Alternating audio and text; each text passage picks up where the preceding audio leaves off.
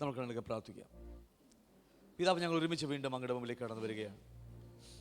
ഒരു വട്ടം കൂടി അങ്ങയുടെ മാറ്റമില്ലാത്ത വചനവുമായിട്ട് ഞങ്ങൾക്ക് ഒരുമിച്ച് കൂടുവാൻ ആ സ്വർഗത്തിലെ ഞങ്ങളുടെ പിതാവ് ഒരുക്കിയ നിമിഷങ്ങൾക്കായി സ്തോത്രം ചെയ്യുന്നു. പരിശുദ്ധാത്മാവ് ഞങ്ങളുടെ ഹൃദയങ്ങളെ നിയന്ത്രണം ഏറ്റെടുക്കണം. പകലിലെ ചൂടും ക്ഷീണമൊക്കെ ഞങ്ങളുടെ ജീവിതത്തിലുണ്ട്. അവിടെ എല്ലാം മാറ്റി കർത്താവേ, ആത്മാവിലിരിവോടെ അങ്ങയുടെ വചനങ്ങൾ ഗ്രഹിപ്പാൻ തക്കവണ്ണം ഞങ്ങളുടെ ബുദ്ധി മണ്ഡലങ്ങളെ തുറന്നു തരുവാൻ സ്വർഗ്ഗം ഞങ്ങളോട് കനിവ് തോന്നണമെന്ന് ഞങ്ങളോട് പ്രാർത്ഥിക്കുന്നു. വഴിയാത്രയായി ഞങ്ങളുടെ പ്രിയപ്പെട്ടവരൊക്കെ ഞങ്ങൾ ഓർക്കുക കർത്താവ്, വേഗത്തിൽ കൂട്ടി വരുത്തി ഞങ്ങൾക്ക് ഒരുമിച്ച് അങ്ങയുടെ അവയവങ്ങളായ ഞങ്ങൾ ഒരുമിച്ച് വളരുവാൻ അങ്ങയുടെ വചനം ഞങ്ങൾക്ക് അനിവാര്യമാണ്. അത് ഒരേപോലെ കേൾക്കുവാൻ, ഒരേപോലെ വളരുവാൻ സ്വർഗ്ഗം ഇന്ന് രാത്രിയിലും ഓരോരുത്തരുടെ മേലും ചൊരിയുന്ന കൃപക്കായി നന്ദി പറയുന്നു, ഏൽപ്പിക്കുന്നു യേശുവിന്റെ നാമത്തിൽ തന്നെ. ആമേൻ, ആമേൻ. നമുക്ക് പഠിച്ചുകൊണ്ടിരിക്കുന്ന വിഷയം ദൈവരാജ്യമാണ്. അതിൽ കഴിഞ്ഞ ദിവസങ്ങളിൽ നമുക്ക് അവസാനിപ്പിച്ചത് 3 വ്യത്യസ്തമായ നിലകളിൽ കർത്താവിൻ്റെ രാജ്യം വരുന്നു എന്ന് നമുക്കുണ്ടായിരുന്നു. സ്പിരിച്വൽ കിങ്ഡമായിട്ടും, അടുത്തത് കാണത്തക്കവണ്ണമുള്ള ലിറ്ററൽ കിങ്ഡമായിട്ട് വരാൻ പോകുന്നു എന്ന് നമുക്ക് കണ്ടു. അതിനുശേഷം ദൈവരാജ്യം, നിത്യമായ ദൈവരാജ്യം വരുന്നു എന്ന് ഇങ്ങനെ 3 നിലകളായിട്ട് കർത്താവിൻ്റെ രാജ്യം പണിയപ്പെടുന്നു എന്ന് നമുക്ക് കാണാൻ കഴിയും. നമ്മൾ കഴിഞ്ഞ ദിവസങ്ങളേറെ കാണും സ്പിരിച്വൽ കിങ്ഡമാണ്. നമുക്ക് എപ്പോഴും സഭകളിൽ കേൾക്കുന്ന കാര്യം, അതുകൊണ്ട് നമ്മൾ അധികം അതിൽ ദീർഘിപ്പിക്കുന്നില്ല. ഇനി കേൾക്കാൻ പോകുന്ന കാര്യങ്ങളൊക്കെ നമ്മുടെ നിത്യതയുള്ള ബന്ധത്തിൽ നമുക്ക് കേൾക്കാൻ പോകുന്നത്. അപ്പോൾ അതുകൊണ്ട് കഴിഞ്ഞ ദിവസം ചിന്തിച്ച കാര്യം ഇങ്ങനെ, സ്പിരിച്വൽ കിങ്ഡം നമ്മുടെ ഹൃദയത്തിനകത്ത് വന്ന് സ്ഥാപിക്കണം, അതിന് നമ്മൾ വിട്ടുകൊടുക്കണം എന്നുള്ളതാണ് കഴിഞ്ഞ മാസങ്ങളായി നമ്മൾ പഠിച്ചുകൊണ്ടിരിക്കുന്നത്. അതിൽ നമുക്കൊരു വലിയൊരു പങ്ക് നമുക്കുണ്ട് എന്ന കാര്യത്തിൽ യാതൊരു സംശയം നമുക്കില്ല. ഈ സ്പിരിച്വൽ കിങ്ഡം നമ്മൾ സ്ഥാപിക്കുവാൻ ദൈവം ആഗ്രഹിക്കുന്നുണ്ട്. പക്ഷേ ആത്മാവിൽ വന്ന ദൈവരാജ്യം നമ്മുടെ ഹൃദയത്തിനകത്തേക്ക് വരിക എന്നുള്ളതാണ് യഥാർത്ഥമായി ദൈവം നമ്മെക്കുറിച്ച് ആഗ്രഹിക്കുന്നത്. ആത്മാവ് ദൈവത്തിൽ നിന്ന് വന്ന ഭാഗമായതുകൊണ്ട് നമ്മുടെ ആത്മാവിനെ വീണ്ടും ജനിപ്പിച്ചു, നല്ലത് തന്നെയാണ്. അവിടെ ദൈവരാജ്യവും അല്ലെങ്കിൽ കർത്താവും ദൈവജീവനൊക്കെ അവിടെ വന്നു, സത്യമായ കാര്യം തന്നെയാണ്. പക്ഷെ അതല്ല യഥാർത്ഥമായ മനുഷ്യൻ. ദേഹിയാണെന്ന്, അല്ലെങ്കിൽ ദേഹിയുടെ മെയിൻ ഭാഗമായ ഹൃദയമാണെന്നൊക്കെ നമുക്ക് കണ്ടായിരുന്നു. അതിനകത്തേക്കാണ് ദൈവരാജ്യം വരുവാനായിട്ട് ദൈവം നമ്മെക്കുറിച്ച് ആഗ്രഹിക്കുന്നത്. അതിൽ നമുക്ക് വലിയൊരു പങ്ക് നമുക്ക് അവിടെയുണ്ട്. അതുകൊണ്ട് 4 സുവിശേഷ ഭാഗങ്ങളിൽ കർത്താവ് നമ്മോട് പറയുമ്പോൾ അവിടെ പറയുന്ന കാര്യമുണ്ട്, നിങ്ങൾക്ക് എൻ്റെ ജീവൻ വേണോ, നിങ്ങളുടെ ജീവനെ എനിക്ക് ആഴമായി പഠിപ്പിക്കുന്ന ഒരു വേദവാക്യമാണ്. കാരണം നമ്മുടെ ഹൃദയത്തിനകത്ത് കർത്താവ് ഒന്ന് വാഴുവാനാണ് ദൈവം നമ്മെക്കുറിച്ച് ആഗ്രഹിക്കുന്നത്. അതിന് ഏറ്റവും നമ്മൾ വിട്ടുകൊടുക്കുക എന്നുള്ളതാണ് യഥാർത്ഥമായ ക്രിസ്ത്യ ജീവിതം എന്ന് പറയുന്നത്. അവിടെ നമുക്കാണ് ഏറ്റവും പ്രാധാന്യം അറിയിക്കുന്ന ഏറ്റവും വലിയ ഭാഗം നമുക്കാണ് കിടക്കുന്നത്. നമ്മൾ എത്രത്തോളം വിട്ടുകൊടുക്കുന്നുവോ അത്രത്തോളം മാത്രമേ ദൈവത്തിന് നമ്മുടെ ഹൃദയത്തിനകത്ത്, ദേഹിയുടെ സെൻട്രൽ ഭാഗമായിരിക്കുന്ന ഹൃദയത്തിനകത്ത് രാജാവായിട്ട് വാഴുവാൻ കഴിയത്തുള്ളൂ. നമ്മൾ കർത്താവ് ചെയ്യുമെന്ന് പറഞ്ഞാൽ മടയന്മാരായി നമ്മൾ ഇരിക്കേണ്ടി വരും. കർത്താവ് ചെയ്യുകയല്ല. കാരണം വിൽ പവറിന്മേൽ, ഇച്ഛാശക്തിന്മേൽ ദൈവം ഇടപെടുന്നില്ല. അത് ദൈവത്തിന്റെ നീതിയാണ്. ഞാൻ പറയില്ലേ, പലരും നമ്മൾ പറയും, കർത്താവ് ഇതെന്താ ഇങ്ങനെ, ഇവനെ കൊണ്ട് സഭ മുടിഞ്ഞു പോയല്ലേ, നമ്മൾ പറയും എന്ത് ദുരിതമാണെന്നൊക്കെ പറയും. പക്ഷേ കർത്താവ് അവിടെ ചെയ്യത്തില്ല. നമ്മ വിചാരിക്കും ആ ഒരു വ്യക്തി മാറിയ സഭ വളർന്നൊക്കെ പറയും. പക്ഷേ കർത്താവ് ഇടപെടാൻ കഴിയത്തില്ല. പലപ്പോഴും ദൈവനീതി എന്ന് പറയും. അവന്മേലുള്ള പാപം ഒഴുക്കുവാൻ ദൈവം ചില വ്യക്തിയെ ഇട്ടേക്കും, അല്ലേ? അമ്മോന്യയുടെ പാപം ഒഴുക്കുവാൻ ദൈവം 400 വർഷക്കാലം വേണ്ടി വന്നു. എന്നിട്ട് ദൈവം ന്യായം വിധിക്കുന്നത്. അല്ലാതെ എല്ലാവരും ദൈവം ന്യായം വിധിക്കത്തില്ല. നമുക്ക് തോന്നുന്ന പോലെ നമ്മ പറയുമ്പോൾ കർത്താവ് നീ ഇറങ്ങി വന്ന് ചെയ്യാനൊക്കെ നമ്മ പറയും, അല്ലേ? പക്ഷെ ദൈവനീതി അങ്ങനെയല്ല. ഓരോ വ്യക്തിയുടെ പാപം ഒഴുക്കുമ്പോൾ മാത്രമേ ദൈവം നീതിമാനായിട്ട് ഇറങ്ങി വരത്തുള്ളൂ. അതുവരെ ദൈവക്ഷമയോടെ കാത്തിരിക്കുന്നത് ദൈവമാണെന്ന കാര്യം മറന്നു പോകരുത്. അപ്പം അതുകൊണ്ട് ആ ഇച്ഛാശക്തിയിന്മേൽ, കാരണം സാത്താന്റെ മുമ്പിലും മനുഷ്യരുടെ മുമ്പിലും ദൈവത്തിൽ തന്നെ ദൈവം നീതിമാനാണ്. അതാ വിഷയം. ഹല്ലേലൂയ. നമ്മൾ പറഞ്ഞാലൊന്നും പ്രാർത്ഥിച്ചാൽ പല പ്രാർത്ഥനയും പലപ്പോഴും ദൈവനീതിക്ക് വിപരീതമാണ് പലപ്പോഴും നമ്മൾ പ്രാർത്ഥിക്കുന്നത്. ഞാൻ പറഞ്ഞ അർത്ഥം മനസ്സിലാക്കണോ? അതെ, പലപ്പോഴും നമ്മൾ പ്രാർത്ഥിക്കുന്ന ദൈവനീതിക്ക് വിപരീതമായി നിൽക്കുന്നതുകൊണ്ടാണ് പലപ്പോഴും ചെയ്യാതിരിക്കുന്നത്. ദൈവത്തിന് വ്യവസ്ഥയുണ്ട്. ആ ദൈവനീതി എന്ന് പറയും നമ്മളത്. അപ്പോൾ എന്താണെങ്കിലും ദൈവം നമുക്ക് ഒരു ഇച്ഛാശക്തി, വിൽ പവർ തന്നതുകൊണ്ട് ആ വിൽ പവറിന്മേൽ ദൈവത്തിന് ഇടപെടാനായിട്ട് കഴിയുന്നില്ല. അതുകൊണ്ടാണ് ഓരോ വ്യക്തികൾ മനഃപൂർവ്വമായിട്ട് നമ്മുടെ ഹൃദയങ്ങളിൽ ഉള്ള നമ്മുടെ സ്വ ഇച്ഛകളെ, അല്ലെ സ്വന്തം ഇഷ്ടങ്ങളെ, ജഡ ഇച്ഛകളെ, ജഡമോഹങ്ങളെ, നമ്മുടെ ആഗ്രഹങ്ങളെ എല്ലാം മനഃപൂർവ്വം തള്ളിക്കളയുമ്പോഴാണ് ദൈവം രാജാവായിട്ട് നമ്മുടെ ഹൃദയങ്ങളിലേക്ക് വരുന്നത്. ഒരുപക്ഷെ രക്ഷിക്കപ്പെട്ട് അന്ന് നമുക്ക് വേണ്ടി വിട്ടുകൊടുക്കാം, അല്ലേ? 10 വർഷം വരെ നമുക്ക് വേണം നമ്മളെ തന്നെ പിടിച്ചു വെക്കാം. ചിലപ്പോൾ ഒരു 30 വർഷം വരെ വേണം പിടിച്ചു വെക്കാം. ഒരു ആയുഷ്കാലം മുഴുവൻ പിടിച്ചു വെക്കാം. എന്നിട്ട് കർത്താവിൻ്റെ രാജ്യം നമുക്ക് പണിയുവാൻ നമ്മൾ അനുവദിക്കാതെ നരകത്തിലേക്ക് നമുക്ക് പോകുവാനും അവസരമുണ്ട്. അതുകൊണ്ട് ദൈവം ഒരിക്കലും നമ്മുടെ ഇച്ഛാശക്തിയിൽ മേൽ ദൈവം ഇടപെടുന്നില്ല. അതുകൊണ്ടാണ് ഈ പുതിയ നിയമത്തിൽ ഏറ്റവും ആഴമായ ഒരു പഠിപ്പീരാണ് നമ്മുടെ വിശ്വാസത്തിന് അന്തമായ ദേഹി രക്ഷ എന്ന് പറയുന്നത്. ഇത് ലോകത്തിൽ കേൾക്കാൻ കഴിയാത്തൊരു ഉപദേശമാണ്. നമ്മുടെ വിശ്വാസത്തിന്റെ അന്തമായ, പത്രോസ് ലേഖനം പറയുക, വിശ്വാസത്തിന് അന്തമായ ദേഹിരക്ഷ. നമ്മുടെ സ്വയം നമ്മൾ എത്രത്തോളം കൈവിട്ട് കൊടുക്കുന്നു, അല്ലെങ്കിൽ നമ്മൾ എത്രത്തോളം മനഃപൂർവ്വമായിട്ട് വിട്ടുകൊടുക്കുന്നുവോ അത്രത്തോളം മാത്രമേ ദൈവത്തിന് നമ്മൾ ഇടപെടുവാനായിട്ടും പ്രവർത്തിക്കാൻ കഴിയുള്ളൂ. അതാണ് യഥാർത്ഥമായ സ്പിരിച്വൽ കിങ്ഡത്തിന്റെ ഏറ്റവും മാർമികമായ സത്യം എന്ന് പറയുന്നത്. ഗ്രഹിച്ചോ? ഹല്ലേലൂയ. ഒരിക്കലും കർത്താവ് ചെയ്യുന്ന പറഞ്ഞ് ഏൽപ്പിച്ച് ചുമ്മാ വിട്ടുകൊടുത്ത കാര്യമില്ല. കർത്താവ് ചെയ്യുന്ന പറഞ്ഞിട്ട് നമ്മൾ നമ്മുടെ സ്വയത്തെ പിടിച്ചാൽ ഒരിക്കലും കർത്താവ് ചെയ്യത്തില്ല. നമ്മൾ മടയന്മാരായി തീരും നമ്മൾ. ഹല്ലേലൂയ. വ്യവസ്ഥയുണ്ട്. അതാണ് ആദ്യം ഒരു രാജ്യവും നീതിയും, ആദ്യ രാജ്യവും അതിനകത്തുള്ള നീതിയും, ആ നീതിയാണ് യഥാർത്ഥമായി നമ്മൾ തിരിച്ചറിയേണ്ടത്. ഹല്ലേലൂയ. അപ്പം അതുകൊണ്ട് ഈ ഒരു കാര്യം ഞാൻ ഇവിടെ പറഞ്ഞു വിടുകയാണ്. നമ്മൾ കേട്ട കാര്യമായി ഞാൻ പറഞ്ഞ് അവസാനിപ്പിക്കാൻ പോവുകയാണ്. അതുകൊണ്ട് ഒറ്റവാക്കിൽ പറഞ്ഞാൽ, നമ്മുടെ വീണ്ടും ജനിക്കുമ്പോൾ അല്ലെങ്കിൽ രക്ഷിക്കപ്പെടുമ്പോൾ അല്ലെങ്കിൽ പുതുജനനം സംഭവിക്കുമ്പോൾ നമ്മുടെ ആത്മാവിൽ മാത്രമേ, നമ്മുടെ സ്പിരിറ്റിൽ മാത്രമേ രക്ഷിക്കപ്പെടുന്നതുള്ളൂ, അല്ലെങ്കിൽ പുതിയ ജനനം സംഭവിക്കുന്നുള്ളൂ, അല്ലേ? എന്തുമാകട്ടെ, നമ്മൾ പല വാക്കുകൾ നമ്മൾ കണ്ടതാണ്. അതുകൊണ്ട് അവസാനിക്കരുത് നമ്മൾ. അത് തുടക്കം മാത്രമാണ്. എന്നെ വീണ്ടെടുക്കുവാൻ, എന്നെ രക്ഷിച്ച് നിത്യതയിൽ കൊണ്ടുപോകാൻ, ലോകമോഹത്തിൽ കിടക്കുന്ന എന്നെ മാറ്റിയിട്ട് എന്നെ നിത്യതയിൽ കൊണ്ടുപോകാൻ വേണ്ടി ദൈവം വെച്ചിരിക്കുന്ന ഏറ്റവും ഒന്നാമത്തെ മാർഗമാണ് എൻ്റെ ആത്മാവിന് നിത്യജീവൻ തരിക. അത് അവിടെ പരിശുദ്ധാത്മാവ് ഇറങ്ങി വരിക. എന്നിട്ട് ആ പതിയെ നമ്മുടെ ദേഹിയിലേക്ക് കർത്താവ് ഇടപെടുകയാണ്. നമ്മൾ അതിനെക്കുറിച്ച് ആഴമായി കണ്ടു കഴിഞ്ഞ കാര്യമാണ്. അതുകൊണ്ട് ഒരിക്കലും മറന്നു പോകരുത്, നമ്മുടെ സ്വയം, നമ്മുടെ സമർപ്പണമാണ്, നമ്മൾ ഉപേക്ഷിച്ചിട്ട് നമ്മുടെ സമർപ്പണമാണ് കർത്താവിന് നമ്മുടെ ഹൃദയത്തിലേക്ക് ദൈവരാജ്യം സ്ഥാപിക്കാനുള്ള ഏക മാർഗം. അതുകൊണ്ട് ആ ഉപമ മറന്നു പോകരുത്. 19-ാം അധ്യായത്തിൽ, ലൂക്കോസ് 19-ാം അധ്യായത്തിൽ പറഞ്ഞ ഉപമ മറന്നു പോകരുത്, അല്ലേ? 7 പേർ എന്താ പറഞ്ഞത്? നീ ഞങ്ങൾക്ക്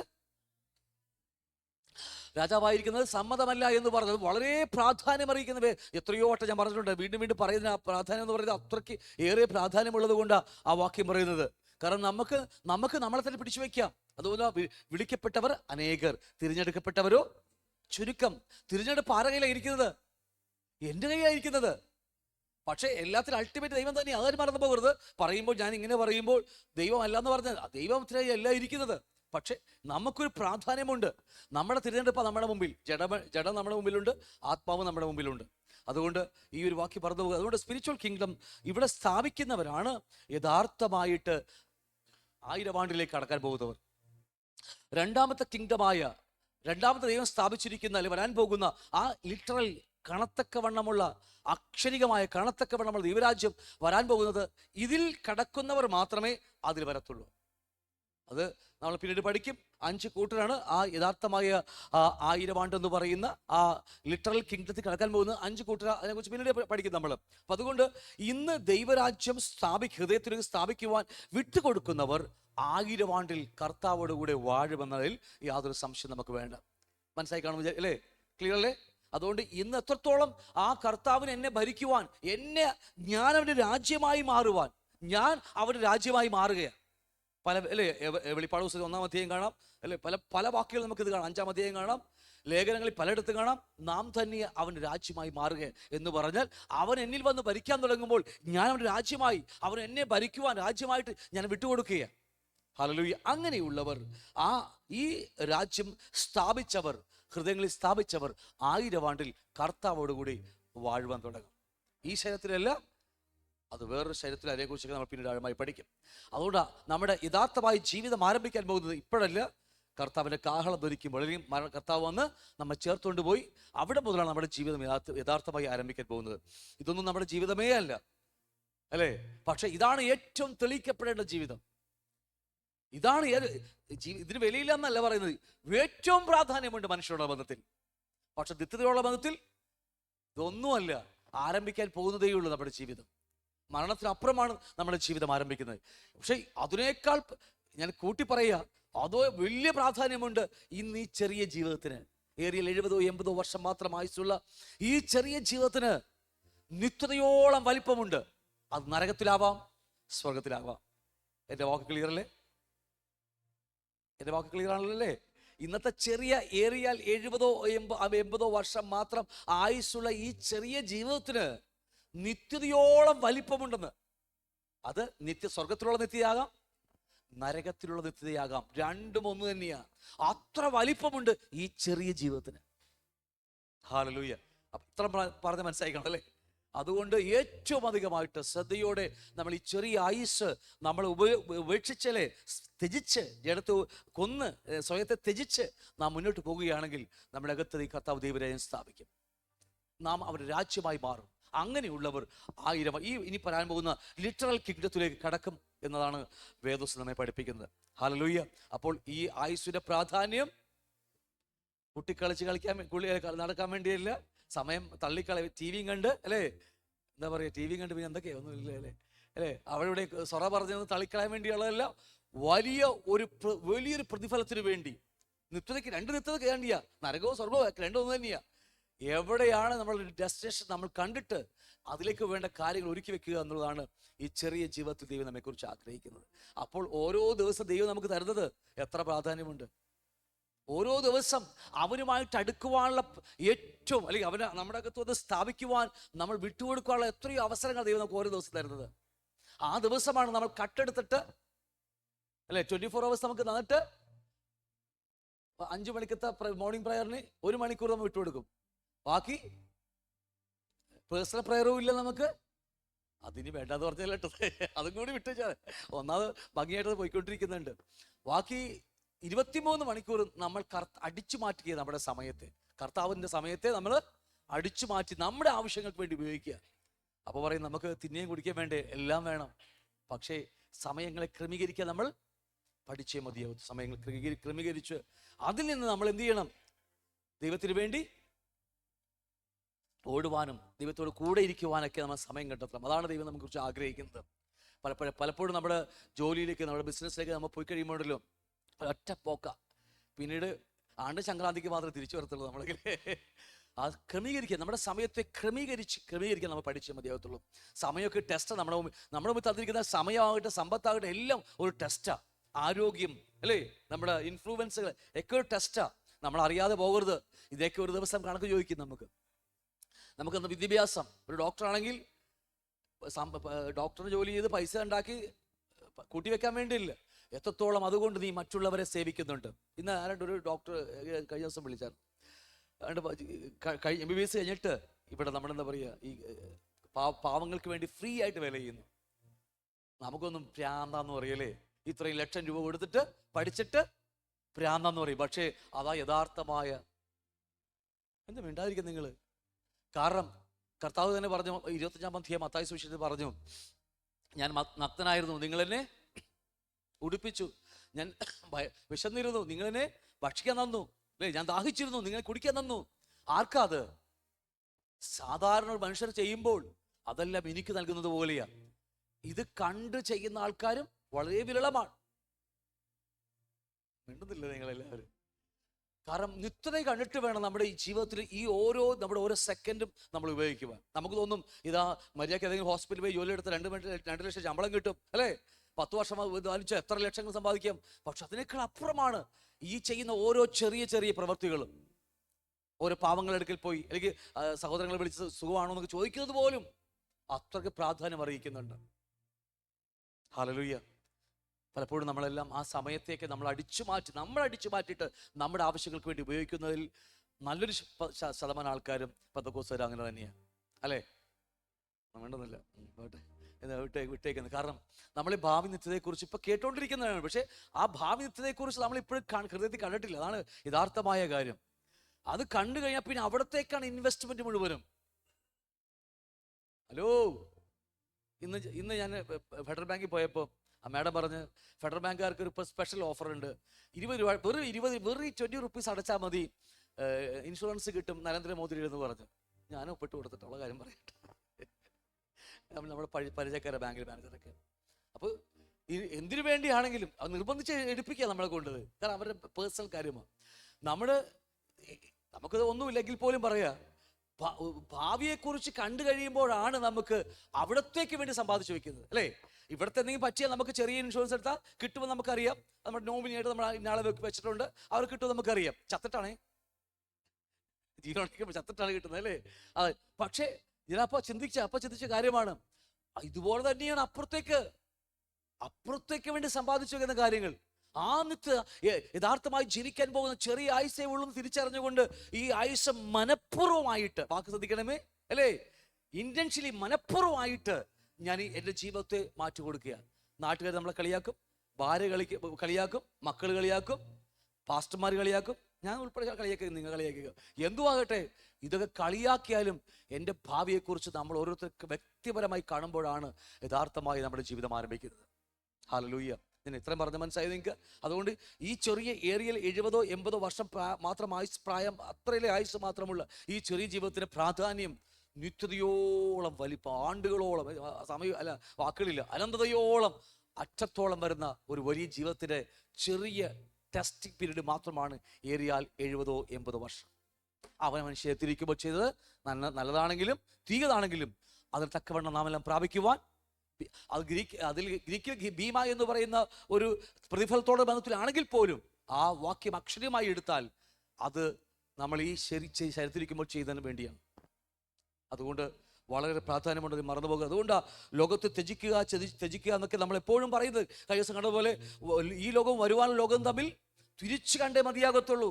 അതുകൊണ്ട് ഇടക്കിടക്ക് ഞാൻ പറയുന്നത് 7000 വർഷം മാത്രം ആയുസുള്ളൂ എന്ന് പറയുന്നത്.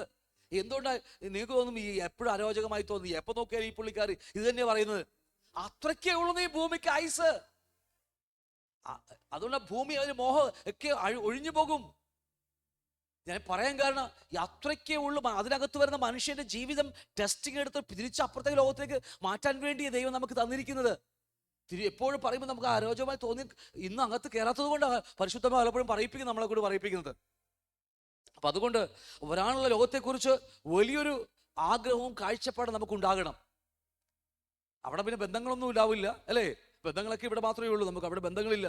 ആ യഥാർത്ഥമായ ക്രിസ്തുവായുള്ള ബന്ധത്തിലേക്ക് നമ്മൾ അടുപ്പിക്കാൻ വേണ്ടിയാണ് കാര്യം മറന്നു പോകരുത്. അപ്പൊ അതുകൊണ്ട് നമ്മൾ കണ്ട ലോകസ്നേഹമൊക്കെ വിട്ടേ മതിയാകത്തുള്ളൂ. നമ്മുടെ ജഡവും ആത്മാവും നമ്മുടെ അകത്തൊരു പിടിവലിയ, അതിനെക്കുറിച്ചൊക്കെ നമ്മുടെ ഡെലിവറൻസ് ക്ലാസ്സിൽ ആത്മാവും ജഡവും തമ്മിലുള്ള പോരാട്ടത്തെക്കുറിച്ച് ആഴമായി നമ്മൾ പഠിക്കും. നമ്മുടെ ഡെലിവറൻസ് ക്ലാസ്സിലൊക്കെ ഓക്കെ വിട്ടുപോകുന്നു. കഴിച്ച് കണ്ടത് നമ്മൾ ഈ ഒരു വാക്യോട് പറഞ്ഞ് അവസാനിപ്പിക്കുക. ഒരു വാക്യം നമ്മൾ പറഞ്ഞ് ഞാൻ ഇത് വിട്ടുപോകുകയാണ്. വാക്യം നമുക്കറിയാവുന്ന വെളിപ്പാട് പുസ്തകം 2-ാം അധ്യായം 13-ാം വാക്യത്തിൽ പെർഗമോസ് സഭയോട് പറയുന്ന കാര്യമുണ്ട്.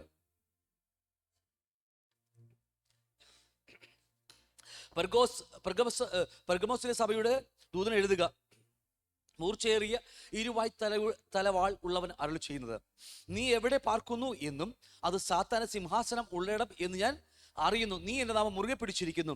നിങ്ങളുടെ ഇടയിൽ സാത്താൻ പാർക്കുന്നിടത്ത് തന്നെ എൻ്റെ സാക്ഷിയും വിശ്വസ്തനായ അന്തിപ്പാസിനെ കൊന്ന കാലത്ത് പോലും നീ എങ്കിലുള്ള വിശ്വാസം നിഷേധിച്ചില്ല. അല്ലേ?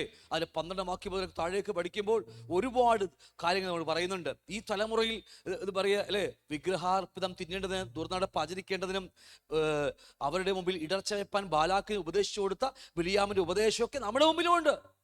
യൂട്യൂബ് തുറന്നാലും, അല്ലേ, പല ഉപദേശം നോക്കിയാലും നമ്മൾ ഈ ചതിച്ച് വഞ്ചിക്കാൻ ഉപദേശം ഇവിടെയുണ്ട്. ആരോ ഇന്നലെ ആരോ സംസാരിച്ച മറന്നുപോയൊരു കാര്യം സംസാരിച്ചത്, ലോകത്തിലേക്ക് നിങ്ങൾക്ക് മണ്ടന്മാരെന്ന് പറയുന്നത്, മടയന്മാരെന്ന് നമ്മളെ കുറിച്ച് പറയുന്നത്. പൗലോസ് മടയനാന്ന് പറഞ്ഞു. ഇത് ഞാൻ വിട്ടുപോകും. അപ്പൊ ഇതുപോലെ ദുരുപദേശങ്ങൾ കൊടുക്കുന്ന പലതും ഇന്ന് ലോകത്തിലുണ്ട്. ബിലിയാമിന്റെ ഉപദേശം കൊടുത്തുകൊണ്ട്. പക്ഷേ നമ്മുടെ അകത്ത് ആഗ്രഹം ഒന്നാണെങ്കിൽ കർത്താവ് നമ്മളെ പൂർണ്ണമായും ഈ ലോകത്ത് നിന്ന് വിടുവിച്ചിരിക്കും.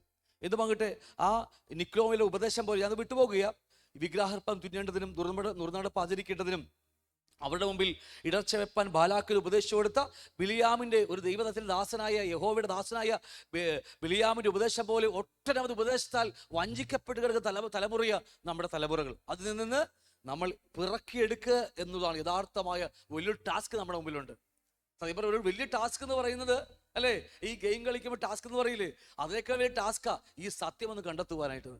കാരണം എല്ലാം മലിനപ്പെട്ടു പോയി, ഉപദേശങ്ങളൊക്കെ മലിനപ്പെട്ടു പോയി.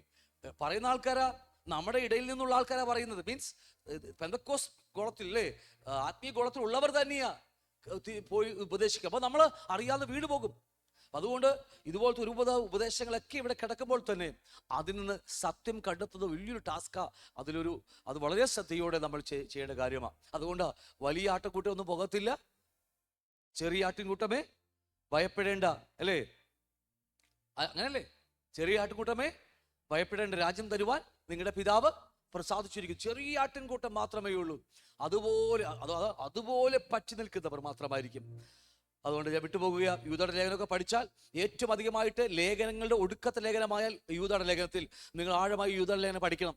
സമയം കിട്ടിയാൽ നിങ്ങൾ ഇതിൽ വായിച്ച് അത് തറമാക്കണം. കാരണം 2 പത്രോസ് കഴിഞ്ഞ് ഇങ്ങോട്ട് വരുന്തോറും 2 പത്രോസ് മുതൽ ഇങ്ങോട്ട്, അല്ലെങ്കിൽ 2 തിമോത്തിയോസ് മുതൽ കാണാം നമുക്ക്. ഇങ്ങോട്ട് വരുന്തോറും മുഴുവൻ ദുരുപദേശങ്ങളെ കുറിച്ചാണ് പഠിപ്പിക്കുന്നത്. അതിൽ ഒടുക്കത്തെ ലേഖനമായ യൂദയുടെ ലേഖനത്തിൽ നിങ്ങൾ വായിക്കുമ്പോൾ ഇത് തന്നെയാ, ഇത് കാണുന്നത് മുഴുവനും ഈ ഒറ്റ ലേഖനത്തിലുണ്ട്. വെറും നിസ്സാരം എത്ര 28 എത്ര വാക്ക് മാത്രമുള്ള ഈ ചെറിയ ലേഖനത്തിനകത്ത് ഈ ലോകത്തിൽ കാണുന്ന ദുരുപദേശങ്ങൾ മുഴുവനും ഇതിനകത്ത് എഴുതിയിട്ടുണ്ട്. സമയം കിട്ടിയാൽ നിങ്ങളത് കൂടുതൽ പഠിക്കുക. ഹല്ലേലൂയ. അന്ത്യകാലത്ത് ഭക്തികെട്ട മോഹങ്ങൾ അനുസരിച്ച് നടക്കുന്ന പരിഹാസികൾ ഉണ്ടാകും. അവർ ഭിന്നത ഉണ്ടാക്കുന്നവർ പ്രാകൃതന്മാർ എന്നൊക്കെ പറഞ്ഞ് ഒരുപാട് കാര്യങ്ങളൊക്കെ പറഞ്ഞു വരുന്നുണ്ട്. എന്താണെങ്കിലും ഞാനത് പറഞ്ഞു വിടുകയാണ്. ഇതിന് നടുവിലാ നമ്മുടെ അകത്ത് രാജ്യം സ്ഥാപിക്കുവാൻ നമ്മൾ വിട്ടുകൊടുക്കുന്നത്. ആലോചിച്ച് നോക്കിയേ, ഇതുപോലെ വൾഗറായി, അല്ലെങ്കിൽ എന്താ പറയുക, ഇതുപോലെ തലതിരിഞ്ഞു പോയ ഉപദേശത്തിന് നടുവിലാ നമ്മുടെ ഒരു ബോഷനെ പോലെ നമ്മുടെ ഹൃദയത്തിലെ മോഹങ്ങളൊക്കെ വിട്ട്, ആഗ്രഹങ്ങളൊക്കെ വിട്ട് കർത്താവ് രാജ്യം സ്ഥാപിക്കാൻ ആഗ്രഹിക്കുന്നത്. പലപ്പോഴും നമുക്ക് തോന്നും ബോഷനായോ? ഇല്ല, നമ്മളത് യഥാർത്ഥ റൂട്ട് തന്നെയാണ്. അതുകൊണ്ട് നമുക്ക് പ്രശ്നങ്ങളുള്ളത്. പ്രശ്നങ്ങളില്ലെങ്കിൽ ഓർത്താൽ മതി, നമുക്ക് എന്താ റൂട്ട് തെറ്റിട്ടുണ്ട്. നമുക്ക് ലോകക്കാരുമായി ഇടപഴകുവാൻ, അല്ലേ, ഇഴുകിച്ചേരാൻ തുടങ്ങിയാൽ ഓർത്താൽ മതി, നമുക്ക് പ്രശ്നങ്ങളൊന്നുമില്ല. നമ്മൾ അവരിന്ന് വിട്ടുമാറുമ്പോഴാണ് പ്രശ്നങ്ങൾ വർദ്ധിക്കാൻ തുടങ്ങുന്നത്. അതുകൊണ്ട് ഞാൻ എത്രയും ഞാൻ ഇത് പറഞ്ഞു വിടുകയാണ്. ഹല്ലേലൂയ.